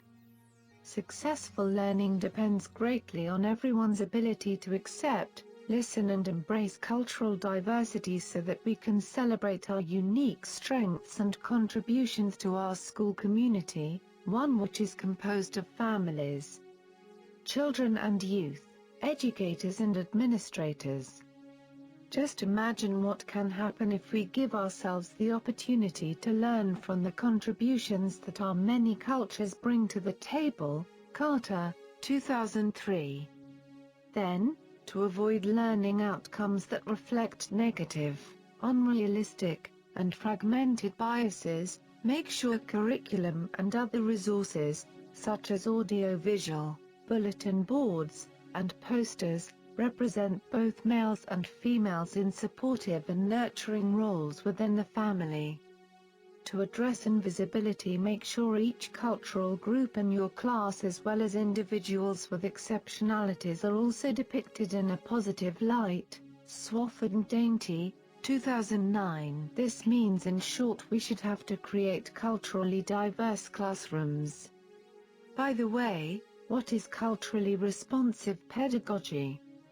In a culturally responsive classroom, effective teaching and learning occur in a culturally supported, learner-centered context, whereby the strengths students bring to school are identified, nurtured and utilized to promote student achievement.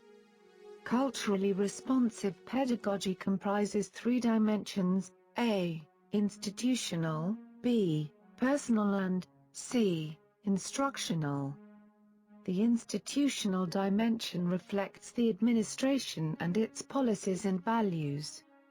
The personal dimension refers to the cognitive and emotional processes teachers must engage in to become culturally responsive.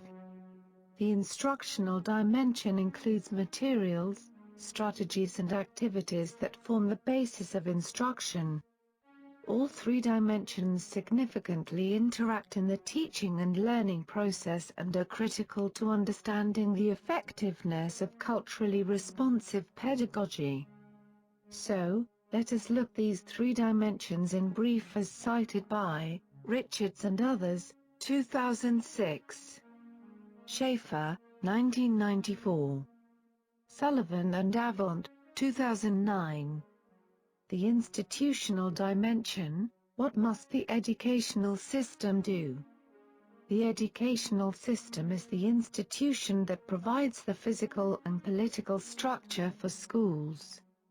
To make the institution more culturally responsive, reforms must occur in at least three specific areas.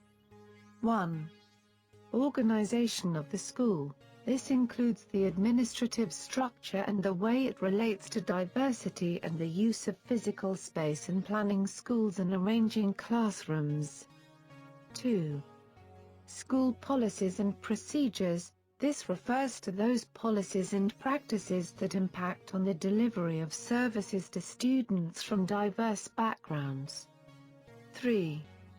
Community involvement. This is concerned with the institutional approach to community involvement, in which families and communities are expected to find ways to become involved in the school, rather than the school seeking connections with families and communities.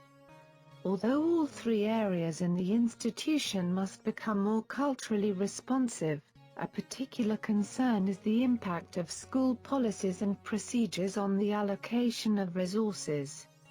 As Sonia Neto noted in Richards and others, 2006, we must ask the difficult questions: where are the best teachers assigned? Which students get to take advanced courses? Where and for what purposes are resources allocated? We must critically examine the educational system's relationship to its diverse constituents. Hence, developing and supporting equitable educational systems is the cornerstone to safeguarding the nation's social, civic, and economic future. In many educational systems, policies, procedures, and practices need to be reconceptualized in order to ensure equitable opportunity and access for all students. Here, multiculturalism emerged as a means of promoting cultural competence and educational equity through various dimensions of educational practice, for example, pedagogy, curriculum, assessment, discipline. At its most basic level, multiculturalism is about recognizing diversity. More progressive conceptualizations focus on cultural pluralism, challenging racism, and embracing difference, Sullivan and Avant, 2009. More broadly, the need for multiculturalism in education is defended as a necessary element of multiculturalism and society at large, with schools characterized as a microcosm of the larger society.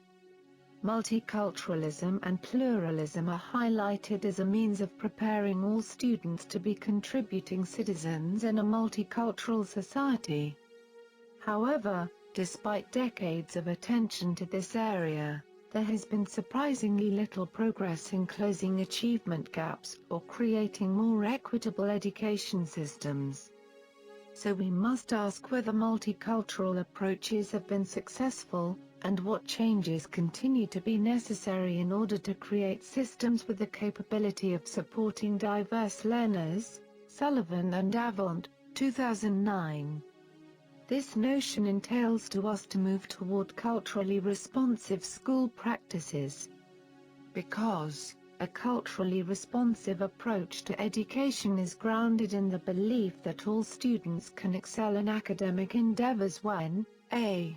their culture, language, heritage, and experiences are valued and used to facilitate their learning and development, and b. when they are provided access to high-quality programs, services, and supports, Klingler al. in Sullivan and Avant, 2009. Such an approach to school psychological practice encompasses several key characteristics as cited by Sullivan and Avant, 2009. Affirmation of diversity. At its most basic level, a culturally responsive perspective requires affirming diversity and difference. Culturally responsive practitioners respect and value the cultural differences of students, families, communities and colleagues. This will require moving beyond superficial descriptions of the differences between groups in order to understand the social realities and histories that shape individuals' lived experiences. Attention to diversity must be infused throughout one's practices, including assessment, consultation and academic and behavioral interventions. Practitioners must strive to understand the experiences and cultures of all students and use that understanding to facilitate the services provided. Being culturally responsive means negotiating new standards and norms that acknowledge the differences and similarities among different groups so that the cultural heritage, contributions, and strengths of all members of school communities are acknowledged and valued. cultivation of socio-cultural consciousness. In order for practitioners to be culturally responsive, they must understand how race, culture, language, and experience influence learning and behavior.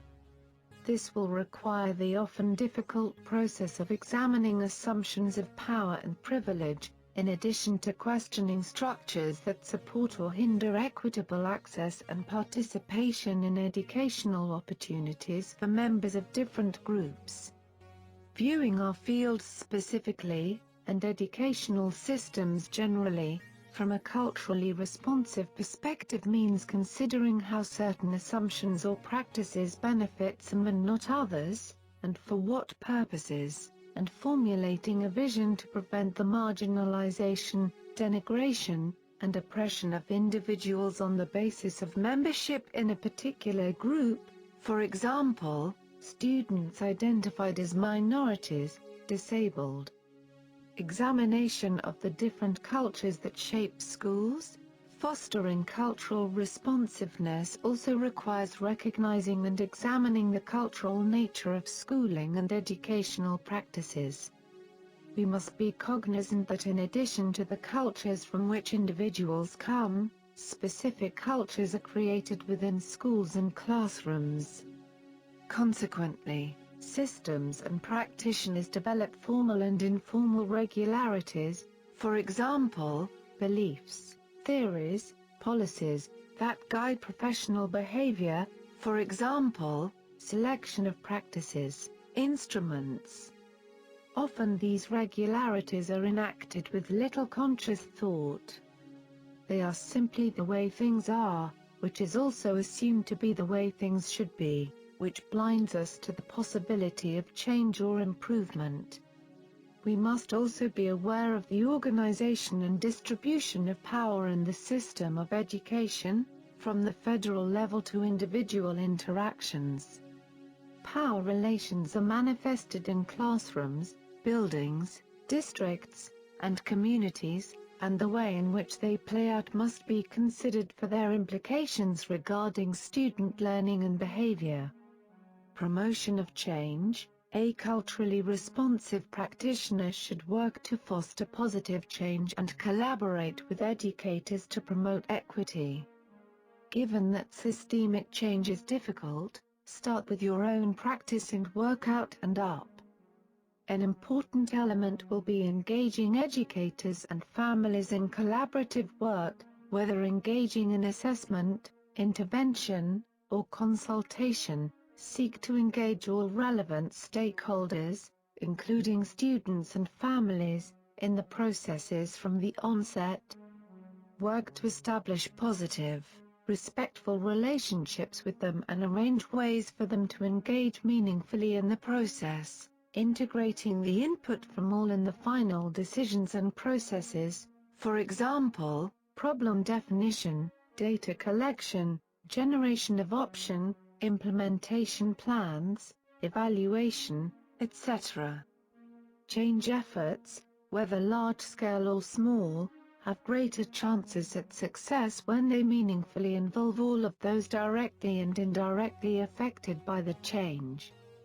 Not only must changes occur institutionally, but personally and instructionally as well. Especially, school practitioners must provide services that are not only technically, empirically and theoretically sound, but culturally responsive as well if we are to meet the demands of an increasingly multicultural society. Richards and others, 2006. Sullivan and Avant, 2009. The Personal Dimension: How do teachers become culturally responsive? Teachers' self-reflection is an important part of the personal dimension. By honestly examining their attitudes and beliefs about themselves and others, teachers begin to discover why they are who they are, and can confront biases that have influenced their values system. Because teachers' values impact relationships with students and their families, teachers must reconcile negative feelings towards any cultural, language, or ethnic group. Often teachers are resistant to the notion that their values might reflect prejudices or even racism towards certain groups. When teachers are able to rid themselves of such biases, they help to create an atmosphere of trust and acceptance for students and their families, resulting in greater opportunity for student success. Another important aspect of the personal dimension is exploration. It is crucial that teachers explore their personal histories and experiences, as well as the history and current experiences of their students and families. With knowledge comes understanding of self and others, and greater appreciation of differences. When teachers are unbiased in their instruction and knowledgeable about themselves and their students, they can better respond to the needs of all their students. As stated by Gay and Lucas and Richards and others, 2006, the following specific activities for becoming a culturally responsive teacher are forwarded. Engage in reflective thinking and writing. Teachers must reflect on their actions and interactions as they try to discern the personal motivations that govern their behaviors. Understanding the factors that contribute to certain behaviors, for example, racism, ethnocentrism, is the first step toward changing these behaviors. This process is facilitated by autobiographical and reflective writing. Explore personal and family histories. Teachers need to explore their early experiences and familial events that have contributed to their understanding of themselves as racial or non-racial beings. As part of this process, teachers can conduct informal interviews of family members, for example, parents, grandparents, about their beliefs and experiences regarding different groups in society. The information shared can enlighten teachers about the roots of their own views. When teachers come to terms with the historical shaping of their values, they can better relate to other individuals. Acknowledge membership in different groups. Teachers must recognize and acknowledge their affiliation with various groups in society, and the advantages and disadvantages of belonging to each group. For example, for female teachers, being a female presents many challenges in a male-dominated world. Moreover, teachers need to assess how belonging to one group influences how one relates to and views other groups. Learn about the history and experiences of diverse groups. It is important that teachers learn about the lives and experiences of other groups in order to understand how different historical experiences have shaped attitudes and perspectives of various groups. Further, by learning about other groups, teachers begin to see differences between their own values and those of other groups. To learn about the histories of diverse groups, particularly from their perspectives, teachers can read literature written by those particular groups as well as personally interact with members of those groups. Visit students' families and communities. It is important that teachers get to know their students' families and communities by actually going into the students' home environments.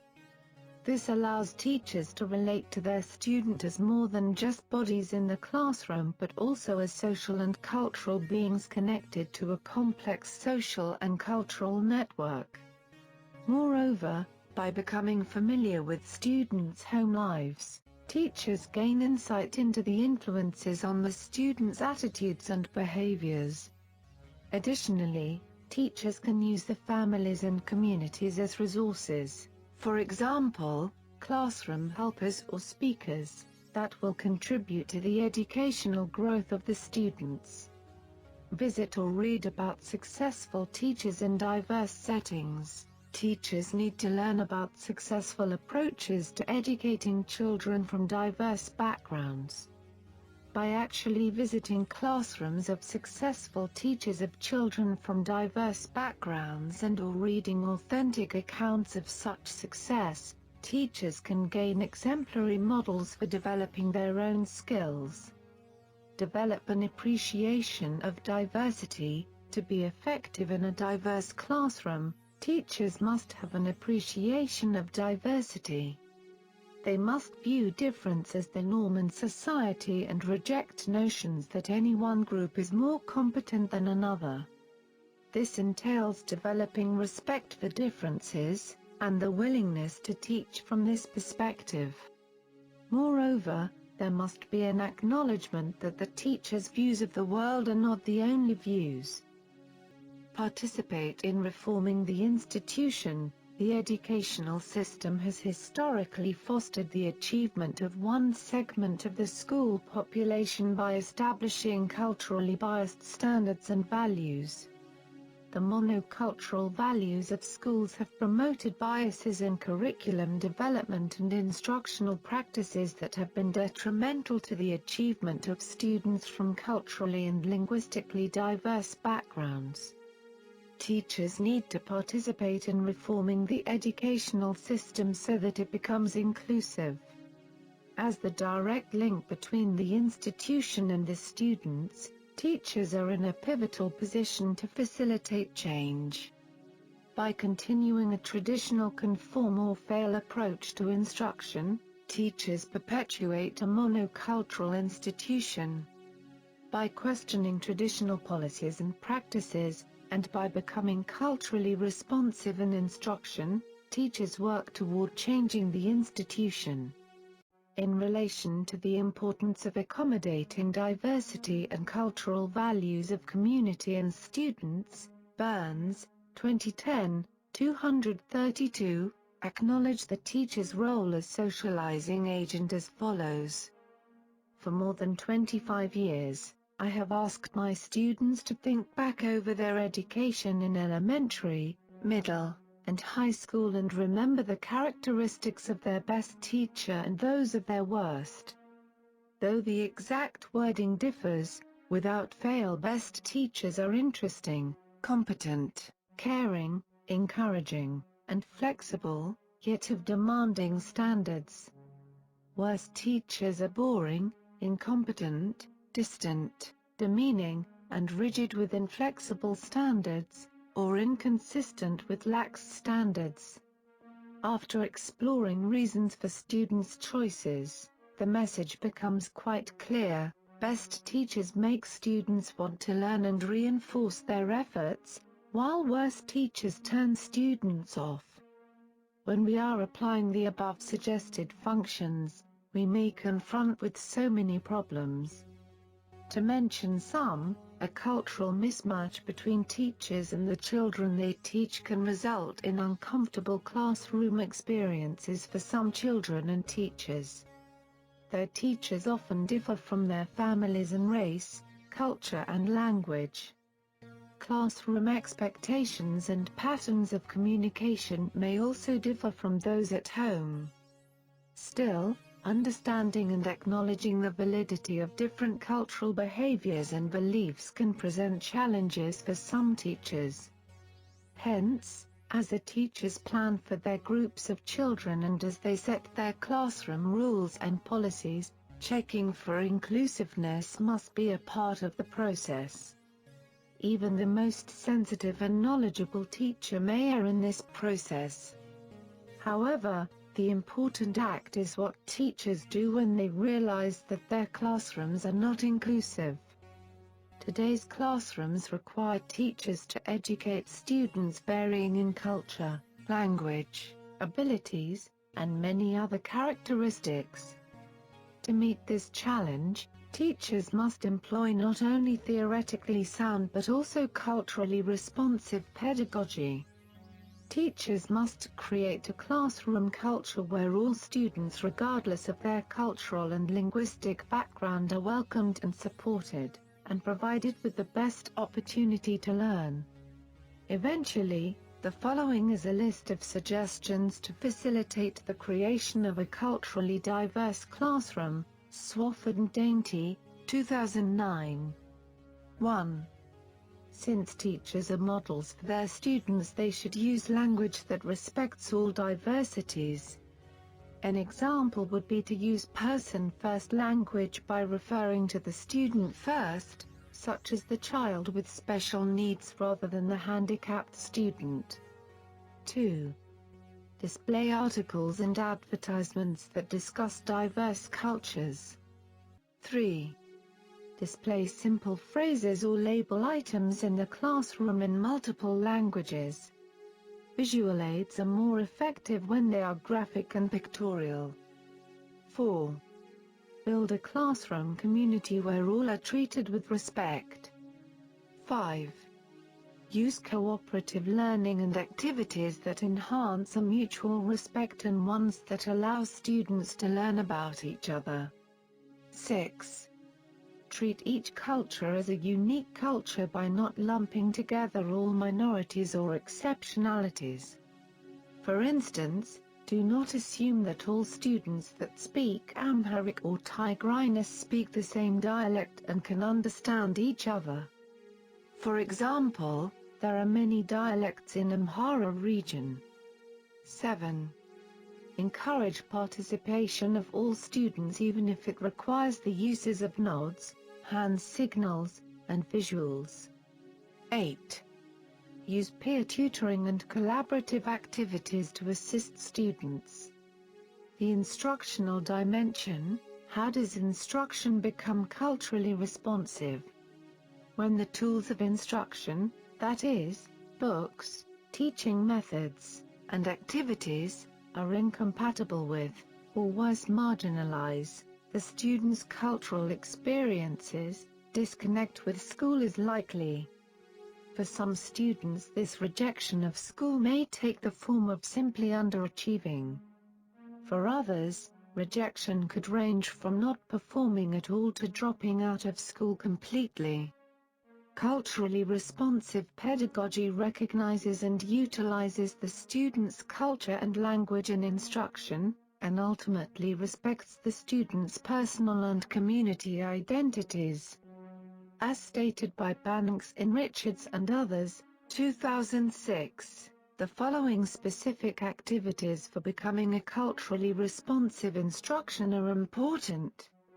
Acknowledge students' differences as well as their commonalities. While it is important for teachers to note the shared values and practices of their students, it is equally incumbent that teachers recognize the individual differences of students.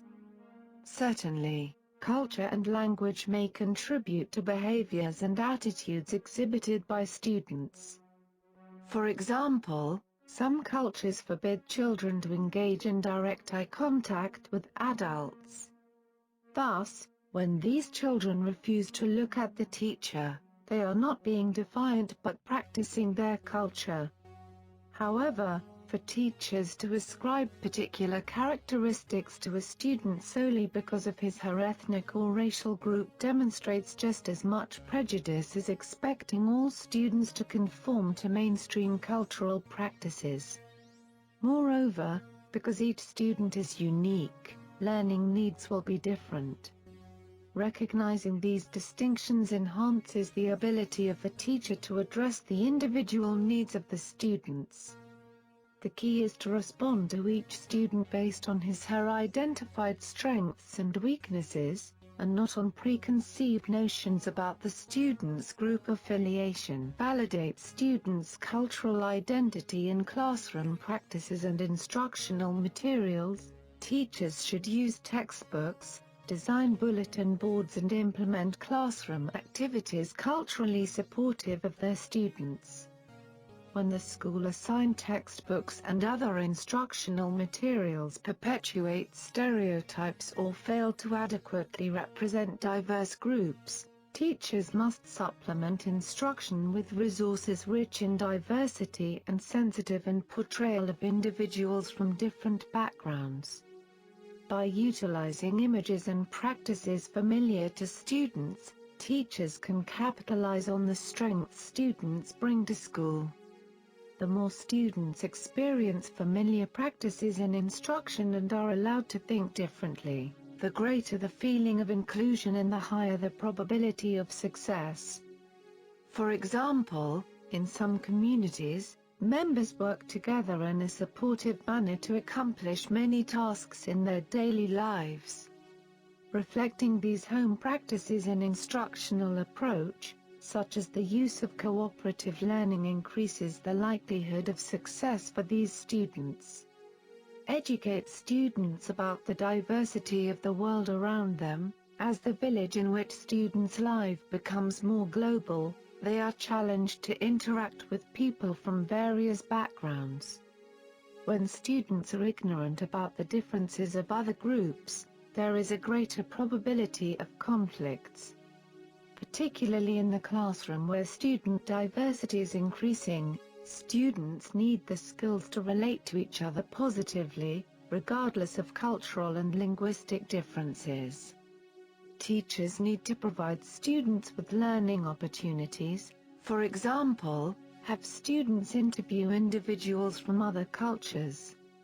Link students to email pals from other communities and cultures, so that they might become more culturally knowledgeable and competent when encountering others who are different.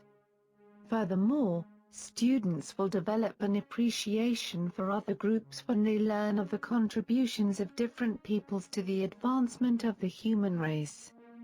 A word of caution: this requires active research and planning by teachers so that cultural stereotypes are not inadvertently reinforced.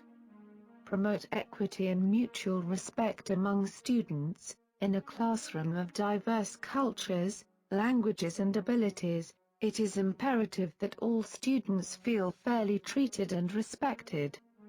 When students are subjected to unfair discrimination because of their differences, the results can be feelings of unworthiness, frustration or anger, often resulting in low achievement.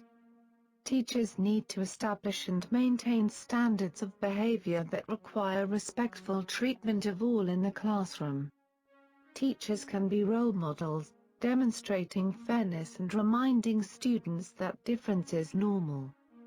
Further, teachers need to monitor what types of behaviors and communication styles are rewarded and praised. Oftentimes these behaviors and ways of communicating are aligned with cultural practices. Care must be taken so as not to penalize a student's behavior just because of a cultural difference. Assess students' ability and achievement validly. The assessment of students' abilities and achievement must be as accurate and complete as possible if effective instructional programming is to occur. This can only be accomplished when the assessment instruments and procedures are valid for the population being assessed. In today's schools, students possess differences in culture and language that might predispose them to different communication practices and even different test-taking skills. Hence, assessment instruments should be varied and suited to the population being tested. When this does not occur, invalid judgments about students' abilities or achievement are likely to result. Further, tests that are not sensitive to students' cultural and linguistic background will often merely indicate what the students don't know about the mainstream culture and language, and very little about what they do. Thus, the opportunity to build on what students do know is lost. Foster a positive interrelationship among students, their families, the community and school. When students come to school, they bring knowledge shaped by their families and community. They return home with new knowledge fostered by the school and its practitioners. Students' performance in school will likely be affected by the ability of the teacher to negotiate this home community-school relationship effectively. When teachers tap into the resources of the community by inviting parents and other community members into the classroom as respected partners in the teaching-learning process, this interrelationship is positively reinforced. To further strengthen their bond with the students and their community, teachers might even participate in community events where possible. Moreover, Everyone benefits when there is evidence of mutual respect and value for the contributions all can make to educate the whole student. Motivate students to become active participants in their learning. Teachers must encourage students to become active learners who regulate their own learning through reflection and evaluation. Students who are actively engaged in their learning ask questions rather than accept information uncritically. They self-regulate the development of their knowledge by setting goals, evaluating their performance, utilizing feedback, and tailoring their strategies. For example, by examining his or her learning patterns, a student may come to realize that reviewing materials with visual aids enhances retention, or that studying with a partner helps to process the information better. It is important, therefore, that teachers structure a classroom environment conducive to inquiry-based learning, one that allows students to pose questions to themselves, to each other, and to the teacher. Encourage students to think critically. A major goal of teaching is to help students become independent thinkers so that they might learn to make responsible decisions.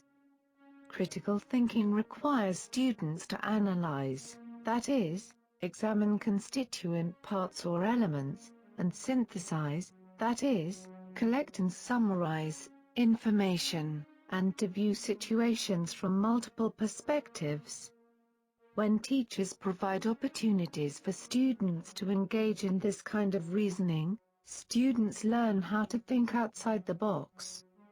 More important, these students learn to think for themselves. These students are less likely to accept stereotypes and to formulate opinions based on ignorance. To foster these skills, teachers might devise what-if scenarios, requiring students to think about specific situations from different viewpoints. Challenge to strive for excellence as defined by their potential. All students have the potential to learn, regardless of their cultural or linguistic background, ability or disability. Many students often stop trying because of a history of failure. Others, disenchanted with a low-level or irrelevant curriculum, work just enough to get by. Teachers have a responsibility to continually motivate all students by reminding them that they are capable and by providing them with a challenging and meaningful curriculum. Low teacher expectations will yield low student performance. It is important to engage students in activities that demonstrate how much they can learn when provided with appropriate assistance. As students progress, teachers need to continually raise the bar, giving students just the right amount of assistance to take them one step higher, thereby helping students to strive for their potential. Assist students in becoming socially and politically conscious. Teachers must prepare students to participate meaningfully and responsibly not only in the classroom but also in society. Meaningful and responsible participation requires everyone to critically examine societal policies and practices, and to work to correct injustices that exist. Students must be taught that if the world is to be a better place where everyone is treated fairly, then they have to work to make it so. This is their responsibility as citizens of their country and inhabitants of the earth. To foster this consciousness, teachers might have students write group or individual letters to politicians and newspaper editors voicing their concerns about specific social issues. Or students might participate in food or clothing drives to help people less fortunate. To sum up this lesson, a reflective practitioner should instead examine these regularities and work to make them transparent in order to determine whether they are adequately serving those intended purposes, and even whether those intended purposes are appropriate. It is particularly essential to examine their efficacy, and to consider the following types of questions. How do we know they are effective? Are they the best way to support students? Are they effective for a particular student? If not, why? Beyond reflecting on our own regularities, as we engage in assessment, intervention, and consultation, we should always strive to identify the regularities of the specific setting, that is, classroom, school, program, etc., and determine their impact on the student in question. Consideration of the environments in which the students learn, both school and non-school, should be a standard practice in all assessment and intervention cases in view of their implications for learning and behavior. Sullivan and Avant, 2009. Put another way, being part of meaningful change will require acting as instructional consultants, systems consultants, and children's advocates to ensure that the schools in which we work are transformed to be responsive to the needs of the diverse students we are here to serve. This will necessitate working to ensure that various parts of the school system work together to foster equitable outcomes via a shared vision of equity, effective leadership and teaching, involvement of stakeholders at all levels, ongoing evaluation and reflection, and a commitment to continuous improvement in order to create system capacity in which personnel, resources, and professional effort are aligned with a shared purpose of fostering improved educational access, participation, and outcomes for all. On the other hand, these inequalities in access, opportunity, and outcomes suggest that our educational systems may not be organized to adequately support the learning of an increasingly diverse student population. Given that all demographic indicators suggest that the trend toward increasingly multicultural populations will only continue, the need to create systems that are responsive to student diversity is imperative. What are the implications of culturally responsive pedagogy to us? Teachers have a responsibility to all their students to ensure that all have an equal opportunity to achieve to the best of their ability. If instruction reflects the cultural and linguistic practices and values of only one group of students, then the other students are denied an equal opportunity to learn. Remember the trends of our educational system in the imperial and Derg period. Instruction that is culturally responsive addresses the needs of all learners.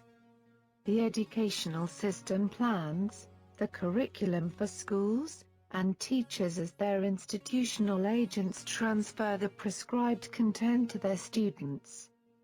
Although the curriculum may be dictated by the school system, teachers teach it. Where the curriculum falls short in addressing the needs of all students, teachers must provide a bridge. Where the system reflects cultural and linguistic insensitivity, teachers must demonstrate understanding and support. In short, teachers must be culturally responsive, utilizing materials and examples, engaging in practices, and demonstrating values that include rather than exclude students from different backgrounds. By so doing, teachers fulfill their responsibility to all their students. Richards and others, 2006. Case Study 2. Mr. Chalikou Practice and Workplace. Mr. Chalikou, one of Ms. Ormus's colleagues, has noticed drastic improvement in the general behavior and class conduct of Ms. Ormus's students since she's implemented a few culturally responsive pedagogical techniques into her lesson plans. Mr. Chalikou is extremely impressed and ponders on the potential of such techniques to help improve his students' behavior, but is reluctant to implement such techniques into his lesson plan. What could be potentially holding Mr. Chalikou back from implementing character techniques of his own into his current curriculum? A. Doing so has the potential to interfere with and/or ruin a pre-existing state exam preparation schedule. B. that implementing such techniques will actually help improve his students' behavior. C. That his colleagues will judge him for blending character education into his formal curriculum. D.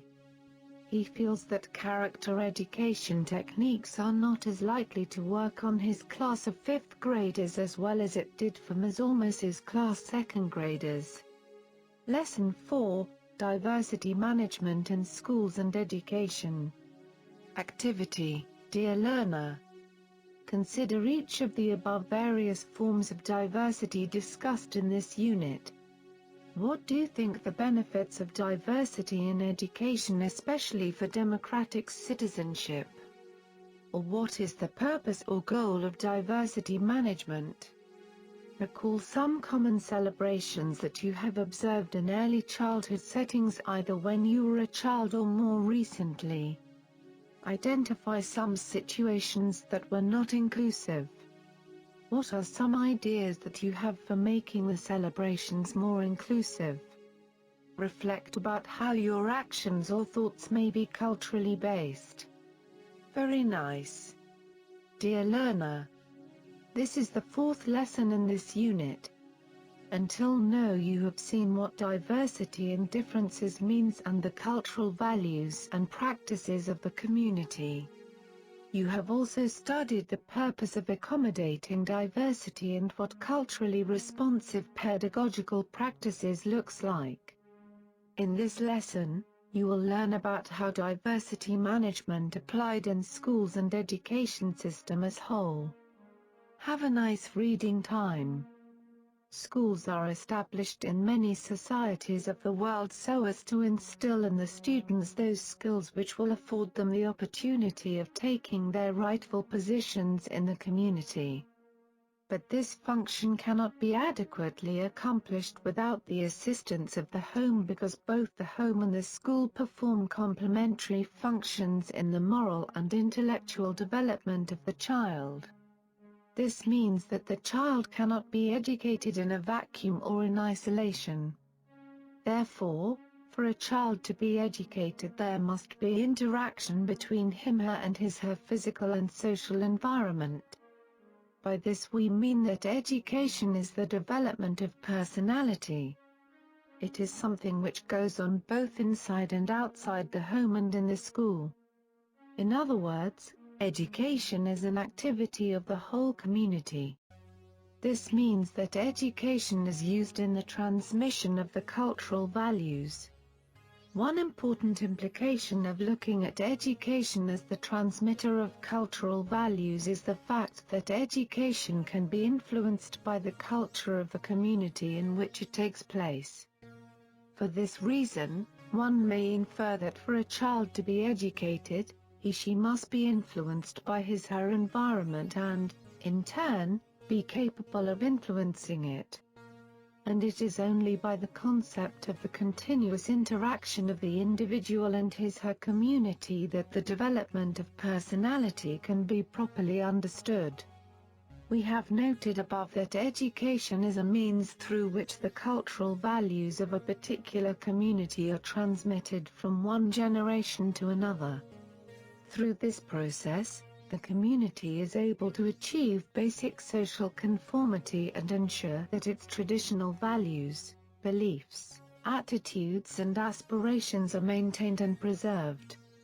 For this purpose, reaching out to and connecting with families of different cultural backgrounds requires that educators develop an understanding of cultural differences, demonstrate respect for the differing values and behaviors of diverse families, and become aware of the unique communication styles of the various cultural groups that are represented in their programs. Moreover, educators working with culturally diverse families need to move beyond stereotypes that may be grounded in their own limited frame of reference. While they move beyond cultural knowledge and develop an understanding of how each individual family expresses its culture, Carter, 2003. To do this, we should have to envisage different mechanisms at national and grassroots level. Then, when we are looking at macro level, top management should have to see different mechanisms to enhance or accommodate diversity and cultural practices of the community. Among this, policies may address the following: adapting materials and activities to accommodate the needs of families of all backgrounds, languages, and circumstances. Emphasizing family and community outreach. Involving families in school planning and decision-making processes. Training teachers to work effectively with families. And offering to help families build their own capacities to support their children's schooling. Boethel, 2003. At the middle level, recommendations for building relationships among schools, communities, and families include: adopt formal school and district-level policies that promote family involvement, including an explicit focus on engaging families who reflect the full diversity of the student population. Demonstrate active and ongoing support from the school principal. Honor families' hopes and concerns for their children. Acknowledge both commonalities and differences among students and families. Strengthen school staff capacity to work well with families.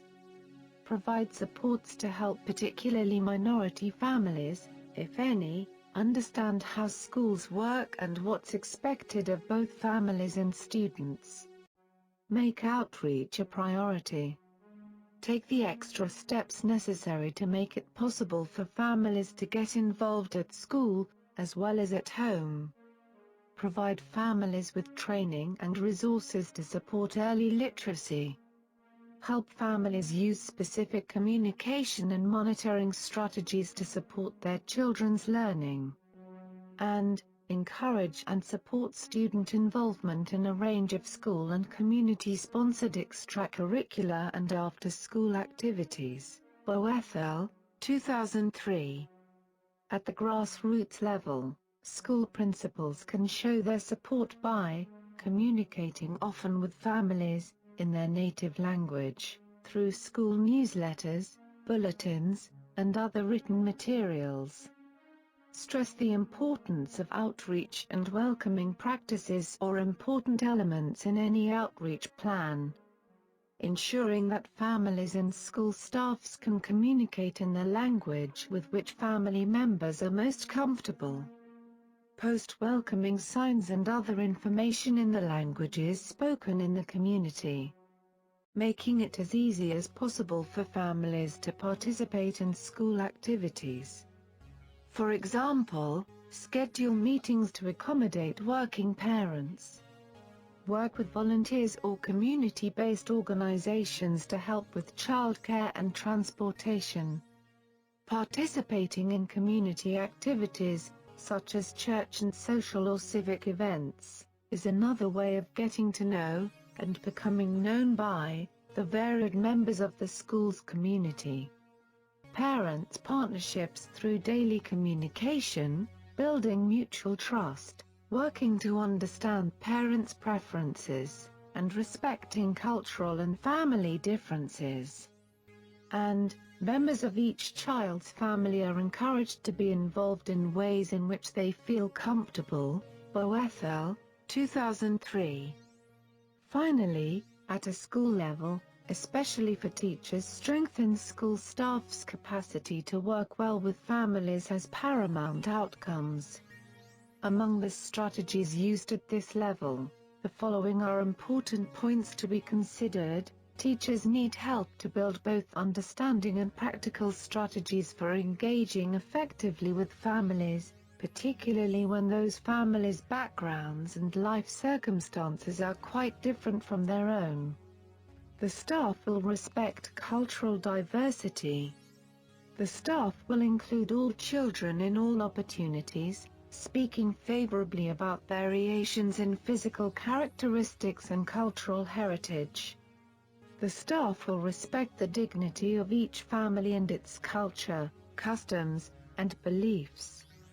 And the staff will provide the community with high-quality, Culturally Sensitive Early Childhood Programs and Services, Boethel, 2003. From the above statements, we can understand that acknowledge both commonalities and differences among students and families is the main role of teachers and educational leaders found at any level. Hence, differences do exist in families' experiences, cultural values and practices, and worldviews. However, seeking common ground while acknowledging and respecting differences is a challenging but essential process for everyone involved. People learn from the culture how to act and oftentimes what to feel and think. Boethel, 2003. To conclude this lesson, the need to improve academic achievement among diverse student populations is one of the most persistent and challenging issues that education faces. Some studies suggest that, in seeking to close the achievement gap, it is necessary to address the complex interactions among families, communities, and schools. Focusing on only one of these factors is not enough. Here, leadership is both dynamic competence and a relational process, which requires specific skills and capabilities for envisioning, setting aspirations, and for motivating others. Then, it has been suggested that leadership style must be adjusted according to the situation to ensure organizational effectiveness. Similarly, we should have to consider also it is logical to expect that the type education given in each community will change from time to time as the community changes. Hence, the cultural assessment would enable the schools to analyze the gap between the prevailing and desired culture. Identification of such gaps would help organizations in developing interventions to realign the existing culture with the desired one. Lesson 5, Schools Organization, Professional Roles and Relationship, School Culture and Leadership. Activity, Dear Learner. How have these broader developments in society and in education been reflected in the professional roles and development of school leaders? Teaching and learning in the classroom do not take place in isolation from the functioning of schools as organizations, nor from their social context. Hence, school is conceptualized as a community of families and school personnel engaged in the educational process. The educational process is dynamic and wide-ranging and involves children, their families, and an institution called school. School is no longer viewed as a building or a collection of classrooms in which teachers and students work together. The school community, no longer simply bounded by geography, comprises all those who engage in the educational process. As in any community, there are varied concrete roles. People fit into these communities in very different ways. Parents and families have membership through their children. Teachers and other school personnel are members with accountability to parents, children, and the broader community. The success of the process depends on the collective and individual involvement of everyone. The school is rapidly becoming the place of organization of all services to children and families. Therefore, role development is the product of the interactions between what the school's social worker brings to the situation, the perceptions of others, and the actual conditions of the school community. Role definitions are the joint and continuing construction of school community, education leaders and others. They become reference points for practice, for policy, and for theory development, and they serve as a conceptual bridge between policy and practice. The leadership envisioned here differs from that typically described in the literature on management, leaders, or higher-level managers, who exercise control over certain functions in the organization. There are, to be sure, certain routine organizational functions that require control, financial issues, accounting, etc. But the term control applied to school improvement is a dubious concept because one does not control improvement processes so much as one guides them and provides direction for them, since most of the knowledge required for improvement must inevitably reside in the people who deliver instruction, not in the people who manage them. Elmore, 2000. In any organized system, people typically specialize, or develop particular competencies, that are related to their predispositions, interests, aptitudes, prior knowledge, skills, and specialized roles. Furthermore, in any organized system, competency varies considerably among people in similar roles. Some principals and teachers, for example, are simply better at doing some things than others either as a function of their personal preferences, their experience, or their knowledge. Organizing these diverse competencies into a coherent whole requires understanding how individuals vary, how the particular knowledge and skill of one person can be made to complement that of another, and how the competencies of some can be shared with others. In addition, organizing diverse competencies requires understanding when the knowledge and skill possessed by the people within the organization is not equal to the problem they are trying to solve, searching outside the organization for new knowledge and skill, and bringing it into the organization. In a knowledge-intensive enterprise like teaching and learning, there is no way to perform these complex tasks without widely distributing the responsibility for leadership, again, guidance and direction, among roles in the organization, and without working hard at creating a common culture, or set of values, symbols, and rituals. Distributed leadership, then, means multiple sources of guidance and direction, following the contours of expertise in an organization, made coherent through a common culture. It is the glue of a common task or goal, improvement of instruction, and a common frame of values for how to approach that task, culture, that keeps distributed leadership from becoming another version of loose coupling. To be sure, performance-based accountability in schools, and good management practice generally, require that certain people be held responsible for the overall guidance and direction of the organization, and ultimately for its performance. Distributed leadership does not mean that no one is responsible for the overall performance of the organization. It means, rather, that the job of administrative leaders is primarily about enhancing the skills and knowledge of people in the organization.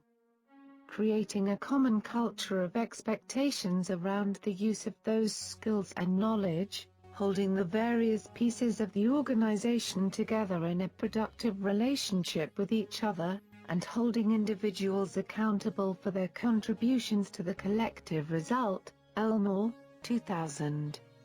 Rowan found in his review of research on school improvement that participation of teachers in extended roles, that is, roles that require them to acquire knowledge and solve problems in groups and networks as opposed to individually, fosters higher levels of commitment and satisfaction. Rowan, 1990. He also observed, participation in collaborative work increases commitment and satisfaction among teachers, but it is unlikely to result in changes in teachers' practice, skill, or knowledge in the absence of a clear organizational focus on those issues. Activity. Dear learner, what is educational leadership? Why should we care about it? How does it work? What forms might it take? Which leadership practices are useful in almost all contexts? Which are context-specific? What are the sources of successful leadership? These questions are questions presently of concern to a growing number of people who are convinced that one of the central keys to the success of our present efforts to improve student learning is leadership. Leadership, for this purpose, may come from many sources: school and Wirada leaders, teachers, parents, school board members, and state officials, for example. Although leadership from these sources has a bearing on the improvement of student learning, the leadership of school and district leaders, along with teachers, has demonstrably more influence than leadership from other sources. It is the leadership of such people with which this lesson is most concerned. Then, what is leadership? At the core of most definitions of leadership are two functions generally considered indispensable to its meaning: setting directions and exercising influence.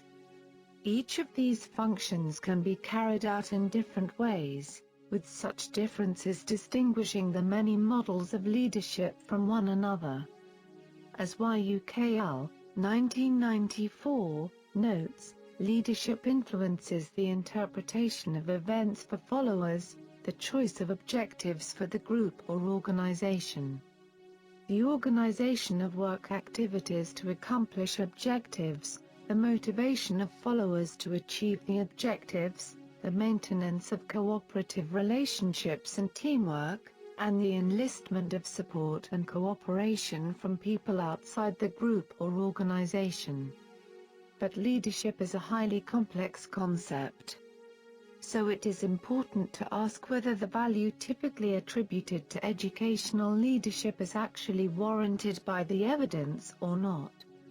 School leadership, from both formal and informal sources, helps to shape the nature of such school conditions as goals, culture, structures, and classroom conditions, for example, the content of instruction, the size of classrooms, and the forms of instruction used by teachers. School and classroom conditions, teachers' roles as individuals and as part of a professional community, along with students' family background conditions, are directly responsible for the learning of students. Elmore, 2000. Here, we can raise one question with regard to what forms does successful leadership takes. Well, while direction and influence capture the core functions of leadership, those functions can be exercised in distinctly different ways in schools, more or less successfully. Such differences depend on many factors, including personal preferences or style, demands of the organizational setting, leaders' internal processes, cognitive processes, attitudes, values, and beliefs, cultural norms, and the expectations of leaders' colleagues. Nevertheless, two models currently vie for most of the attention among practicing educators: instructional and transformational models. Each model has both an extensive history and a reasonably well-developed body of evidence about its nature and effects. Leaders should not be unduly preoccupied with the routine maintenance of their organizations, which many believed was the primary focus of principals, and those who trained them. Simply chiding educational leaders to be instructional leaders, of course, is no different, and no more helpful, than simply advocating that leaders of any type of organization focus on the goals of their organization and the effectiveness of the processes used to accomplish those goals. Three categories of practices are included in the instructional leadership model, each of which encompasses a number of more specific practices. Defining the school's mission includes framing and then communicating the school's goals. Managing the instructional program includes supervising and evaluating instruction, coordinating the curriculum, and monitoring student progress. And promoting a positive school learning climate encompasses protecting instructional time, promoting professional development, maintaining high visibility, providing incentives for teachers, and providing incentives for learning. Elmore, 2000. Similarly, Hallinger's summary of the evidence for the effects of instructional leadership serves as an appropriate introduction to transformational models of leadership, which are currently the main contenders to instructional leadership for the attention of educators. Elmore, 2003. All transformational approaches to leadership emphasize emotions and values and share in common the fundamental aim of fostering capacity development and higher levels of personal commitment to organizational goals on the part of leaders' colleagues. Increased capacities and commitments are assumed to result in extra effort and greater productivity. Recent evidence suggests that practices associated with transformational leadership may be widely distributed throughout an organization. And the above justification leads us to ask at this point is which leadership practices are useful in almost all contexts. Evidence suggests that whether exercised by superintendents, principals, teachers, or others, a set of common practices is used by successful leaders in most contexts. These practices are not constantly required, and some will be much more important than others at particular points in time. But there is enough evidence about their value across enough different settings and circumstances to consider them basic to successful leadership. These basics also should be considered necessary but not sufficient because successful leadership is very sensitive to the unique demands of specific schools and districts. Among the necessary skills, setting directions is critical one. A critical aspect of leadership is helping a group to develop shared understandings about the organization and its activities and goals that can undergird a sense of purpose or vision. Hallinger and Heck, 2002. The best explanation for the importance of direction-setting practices on the part of leaders is to be found in goal-based theories of human motivation. Similarly, unique features of national and state policies require leadership practices beyond the basics if leaders are to be successful in their efforts to improve student learning.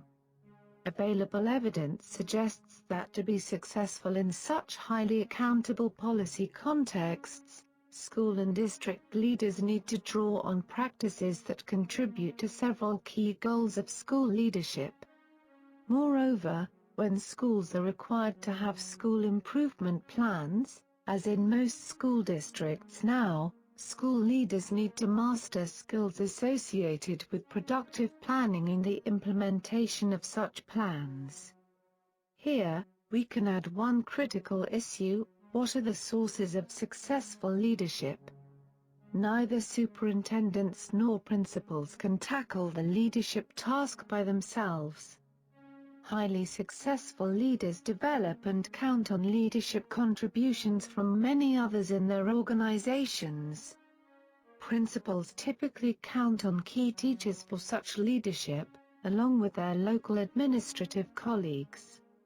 In site-based management contexts, parent leaders are often crucial to the school's success. These holistic forms of distributed leadership assume that the sum of leaders' work adds up to more than the parts and that there are high levels of interdependence among those providing leadership. Distributed leadership also enhances opportunities for the organization to benefit from the capacities of more of its members, permits members to capitalize on the range of their individual strengths, and develops among organizational members a fuller appreciation of interdependence and how one's behavior affects the organization as a whole. Especially in the context of teamwork, distributed leadership may provide greater opportunities for members to learn from one another. Through increased participation in decision-making, greater commitment to organizational goals and strategies may develop. Distributed leadership has the potential to increase on-the-job leadership development experiences, and the increased self-determination arising from distributed leadership may improve members' work experiences. Such leadership allows members to better anticipate and respond to the demands of the organization's environment. To sum up this section, evidence continues to mount in favor of the notion that when schools, families, and community groups work together to support learning, children tend to do better in school, stay in school longer, and like school more. Though they cannot do it alone, school principals are of course key players in making these connections. Professional development for school leaders should provide lessons and tools concerning school, family, and community relations and partnerships. Schools, families and communities can interact in numerous ways, from parent-teacher conferences, to parents serving on local school councils, to after-school programming for children, youth, and adults. School leaders should strive to understand what kinds of connections make what kinds of impact. They must also recognize that different players, students, parents, teachers, principals, business leaders, etc., have different goals, beliefs, and conceptions of their roles in supporting student learning and community partnerships. Cultural literature has focused on change, suggesting that an effective organization may be defined as one which creates a culture that inspires its members to pursue continuous improvement through change. This change has the capacity to make people proactive and creative problem solvers. Leaders must realize the power of culture within an organization. Organizational culture has been identified as a critical element, vital to successfully improving the teaching and learning in schools. Activity, dear learner. What core competencies in partnership, leadership, and shared decision-making are desirable for parents, teachers and school leaders? Lesson 6, Expectation of the Community, dear learner. Would you please once again remember what you discussed in the previous lessons?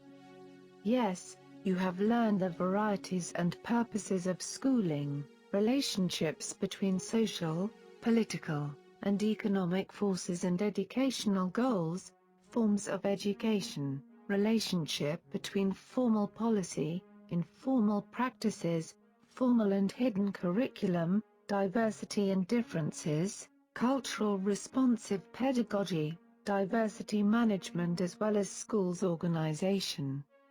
This is the last lesson of this unit. This lesson will help you to have understanding about the basic expectations and demands of the community and the reaction of teachers as professionals and the school community in general. Activity, dear learner. Before you proceed to the reading, try to mention some of the expectations and demands of community from education. What do you think is the advantage of developing community profile? Everywhere there is pressure for children to learn more in school. Even where the school day and school year have been lengthened, the amount of time children spend in school during the first 18 years of their lives is small, perhaps 13% of waking hours, compared to time spent with the family and the broader community. Fortunately, research on the family's influence on school learning has a substantial history, and we can settle upon basic premises with great confidence. In other words, an alterable curriculum of the home, including the family's relationships, practices and patterns of life, is a more powerful predictor of academic learning than the family's status. Schools can work with families to improve the curriculum of the home, regardless of the family's economic situation. This, then, is a message of great hope. In many literatures we can find that schools report greater success in engaging parents in a partnership when they are responsive to the needs of parents and are friendly and welcoming to parents. This shows us parental expectations play a significant role in children's motivation to achieve. As a teacher, school principal, supervisor or educational leader, what do you think family expectations for their children? Numerous researchers have found that parent involvement was a complex concept dependent on multiple factors, rather than a single cause and effect processes. However, all parents, regardless of race, economic status, or culture, held high expectations for their children. Multiple studies have found that all families have high academic expectations for their children. The following studies, because of their diverse sources of data and focus, illustrate the wide support for this finding. Ferguson, 2005. Families with high expectations for their children's school performance also provide consistent guidance and support for schooling. They are aware of their children's progress and interested in the academic route their children are plotting. In fact, parents who experience diverse ethnic, cultural, socio-economic, linguistic, and educational backgrounds are involved in the lives of their children, regardless of whether they are formally involved in their school life. Furthermore, many families are involved in the education of their children, even though in ways that school personnel may not consider because they see no concrete product. Especially, those we are considered as the child-centered family understands the necessity of schooling to the economic betterment of their children. These families often fear that the school is inadequately attentive to their children. They are frustrated by what they perceive as negative social influences, and they may cast aspersions upon other parents, whom they see as lax and uncaring. Reading, 2012. On the other hand, these parents are willing to work for their children's school, provide leadership among parents, and serve as surrogate parents for neglected children. They are best engaged by giving them constructive roles in the school and opportunities to work with other parents. The challenge for the school is to channel the efforts of child-centered parents toward activities that benefit the academic and personal development of their own children and of other children. Child-centered parents make wonderful leaders for parent education programs. Reading, 2012. We can found also other families as parent-centered families.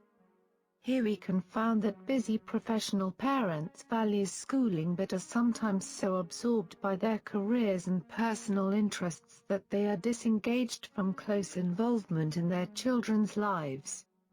In most of the cases, such kind of parents must be re-engaged with their children by means of inquiry by the school authorities. Research from the field shows also strong parent, family, and community involvement doesn't just happen and isn't limited to certain types of schools. People come into the school community with a variety of prior experiences with schools, conflicting pressures, and expectations. Some may have underlying issues of suspicion or other conflicts that can affect the relationships between home, community, and school. When these expectations are found repeatedly in practice, some schools and parents as well, they set standards for professional performance. People's perceptions of a role are tested and evaluated in relation to the needs, capabilities, and social networks of a particular school and the outcome, the product that results, and its influence on students' experience of education. From the above discussions, most family expectations of their children fall on the following assumptions. Priority given to schoolwork and reading over television and recreation. Expectation of punctuality. Parental expectation that children do their best. Concern for correct and effective use of language. Knowledge of child's progress in school and personal growth. Parents set standards for their children, and these standards determine what children view as important. Reading, 2012. From the above statements we can grasp that parents are, and should be, concerned with their child's individual progress and needs. And educators are, and should be, focused on the progress and needs of the whole class or group. Here, we should have to consider also family characteristics as important input for successful school community engagement. And we should have to ask ourselves that what characteristics of families influence its dynamics and parenting practices, affect student achievement or smooth school-community relations. Studies find that both parents and children are affected by the number of children in the family. Parents may also have increased responsibility in the form of chores or caring for younger siblings. Parents in larger families, especially those with limited living space and economic resources, tend to be more authoritarian, tend to be more likely to use physical punishment, and tend to be less likely to explain their rules than are the parents of smaller families. However, it has also been found that the effects of family size on parenting style are mediated by parental education, occupation, social class, intactness of the family, and ethnic orientation. Burns, 2010. Concomitantly, from educational practitioners, there is a lack of attention to personal characteristics of a parent or family, who they are, and what they do to support their children.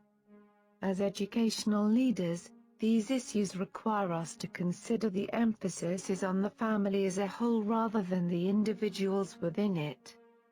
The main thing that we consider here is how can we solve these problems to create smooth school-community relations? Researchers find that a strong work ethic contributes to success in school. Then, the following mechanisms might be important factors to create smooth school-community relations. Especially, the involvement of more actors in diagnoses. Several mechanisms might be used to enhance the participation of these partners in such an exercise. Some relate to the collection of data whereas others are more concerned with data analysis and priority setting. Parent-teacher-student conferences. Prepare an agenda for parent-teacher-student conferences that encourages the participation of all three parties. Let parents know the agenda in advance of the conference. Include such questions as, how would the parents describe the child's study habits at home? Does the child read at home? Prepare report cards. Report cards are typically used by teachers to inform parents about the child's progress in school. But report cards can become two-way by including the parent's report of the child's progress at home with such school-related topics as willingness to do homework, reading for pleasure and attitude toward learning. The cards might also encourage parents to note specific concerns or request conferences. See Publish School Newsletter. Many schools publish newsletters. To encourage two-way communication, ask parents to write articles for the newsletter. What tips can parents give for helping kids with homework? What family activities would parents like to share? Has the family visited a museum, historical site or other place of educational value? D. Open-door parent-teacher conferences. Designate a certain time when teachers are available for walk-in conferences. Some schools set aside 30 minutes before school each morning, or on certain days of the week, when all teachers are available to parents. E-Parent Bulletin Board. Place a bulletin board for parents at the main entry to the school. Parents can conveniently check the board for notes about parent meetings, suggestions for helping children with homework, notices about family activities and calendars of important events. Home links from the classroom. Parents like to know what their child is learning at school. A weekly take-home that lists a few topics covered at school that week is helpful. The take-home may also include examples of parent-child activities that would be related to what is being learned at school. Assignment notebooks, a notebook in which students record each day's assignments, and perhaps also keep track of the marks they earn, is helpful in keeping students on track. When parents are asked to view, date and initial the notebook and the teacher routinely examines the notebook, a good student-teacher-parent communication link is established. Reading, 2012. Case Study 3 Observation in Workplace. Educators often ask, how can schools get families to support their values and practices? Coincidentally, families often ask, how can families get schools to be responsive to their needs and aspirations for their children? Less often educators and families ask, how can we work together to promote the educational experiences and performance of students or this student? What do you learn from the above statements? Reflect your own view. Very nice. The above inquiry has a great implication to us as educational expert. Parents sometimes need to be reminded that children benefit from varied activities, including recreational and social activities, and that schoolwork need not replace these activities. When it comes to schoolwork, however, a good approach is to consider the child's study habits and attitude toward school rather than focusing solely on the child's marks. This is not to say that marks are unimportant, but marks can be deceptive. Research findings indicate that students do best when parents and teachers understand each other's expectations and stay in touch with one another regarding the child's learning habits, attitudes toward school, social interactions and academic progress. The school, through the leadership of its administration and the school's policies and programs, can create an atmosphere conducive to communication and provide convenient opportunities for communication. Reading, 2012. In this endeavor, teachers are most inclined to initiate communication with parents when they perceive that leaders value such communication, their colleagues are supportive of parental involvement, and the parents seem appreciative of the outreach. Communication between the school and the home is most effective when it flows in both directions, and schools should distinguish between efforts to inform parents and opportunities to communicate with parents. Because families vary in their relationship to schools, schools must use different other strategies to engage all families in the learning lives of their children. To summarize this lesson, parents and educators desire collaborative relationships. However, many barriers are present. Some school practices fail families. For example, responding only in a crisis, Christensen, 2004. So, we should have to consider how the different perspectives held by parents and educators influence their communication. In this situation of high expectations of each country's educational provision, those leading schools have an enormous responsibility. It is no wonder that the school improvement movement of the past 20 years has put a great emphasis on the role of leaders, gone as far to conclude that effective school leaders are key to large-scale, sustainable education reform. Unit Summary. Dear learner, what do you learn from the above unit? Yes, we have seen that two primary opposing views exist regarding the purpose of schools. Some, such as the Business Roundtable, an organization created by governors and business leaders, believe that the primary purpose of schools should be to create workers who have skills and personal styles to fill and perform available jobs. For others, Schools should seek to develop active citizens, helping children develop their own capacity for personal achievement and contributing to society as an active citizen for democracy. This unit tries to mention the aim of education varies across different philosophies of education, but generally the purpose of education is to educate individuals within society, to prepare and qualify them for work in economy, as well as to integrate people into society and teach them values and morals of society. As well as the definition of diversity includes a set of conscious awareness in lived experiences. In this unit, we tried to look also the three forms of education: formal, non-formal and informal education. This unit indicates in this contemporary society, schooling is embedded in social, political and economic activity, because society significantly impacts on education and on the worlds of students, their families and their schools.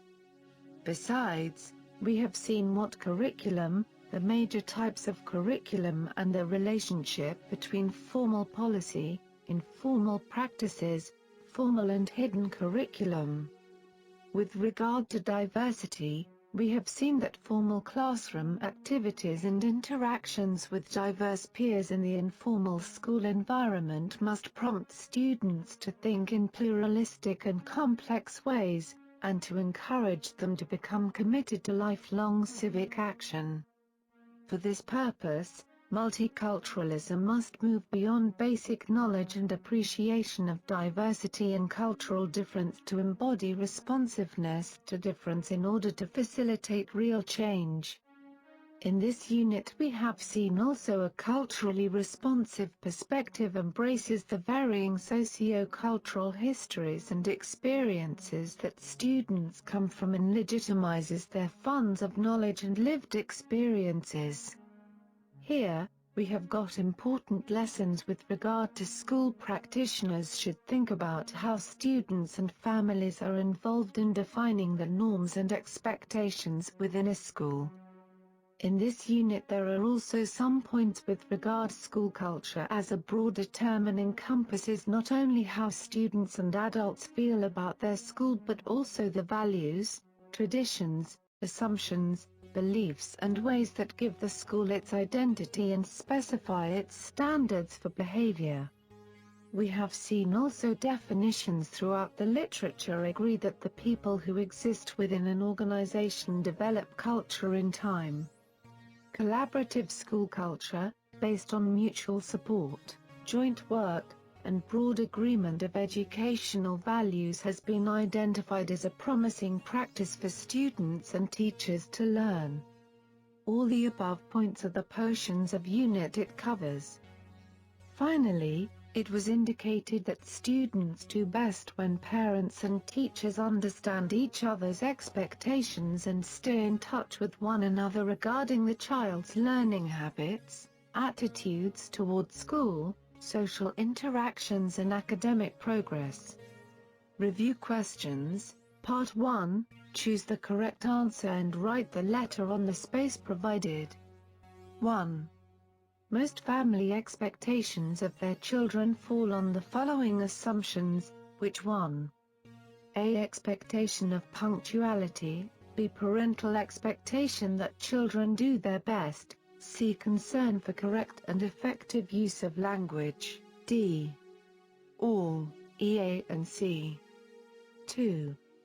When developing curriculum, teachers need to know what curriculum means in order to A. Evaluate teaching and learning processes, B. Apply the most relevant teaching and learning methodologies, C. Relate content of knowledge to local setting, D. All. 3. Culturally diverse classrooms should have to include the following: A. Display articles that discuss diverse cultures, B. Use cooperative learning and activities, C. Build a classroom community where all are treated with respect, D. All. 4. Schools that are successful in addressing diversity and cultural environment are able to A. Stress personal contact with families, B. Foster communication with families, C. Build on the cultural values of families, D. All except A, E. All. 5. Schools that are successful in addressing diversity and cultural environment are able to A. Stress personal contact with families, B. Foster communication with families, C. Build on the cultural values of families, D. All except A, E. All. Part 2. Write true if the statement is correct and false if the statement is incorrect. 1. Some of the factors of diversity may be visible while others are less visible. 2. Every school should have to have a space open to the plurality of languages. 3. Parent involvement in education is a complex concept dependent on multiple factors. 4. All parents, regardless of race or culture, held high expectations for their children. 5. Getting a community involved in school life is not an easy matter. Part 3. Write short answers for the following questions on the space provided. 1. Explain the rationale for why we celebrate diversity. 2. Explain the family expectations of their children from school. 3. Discuss the difference between formal, informal and hidden curriculum.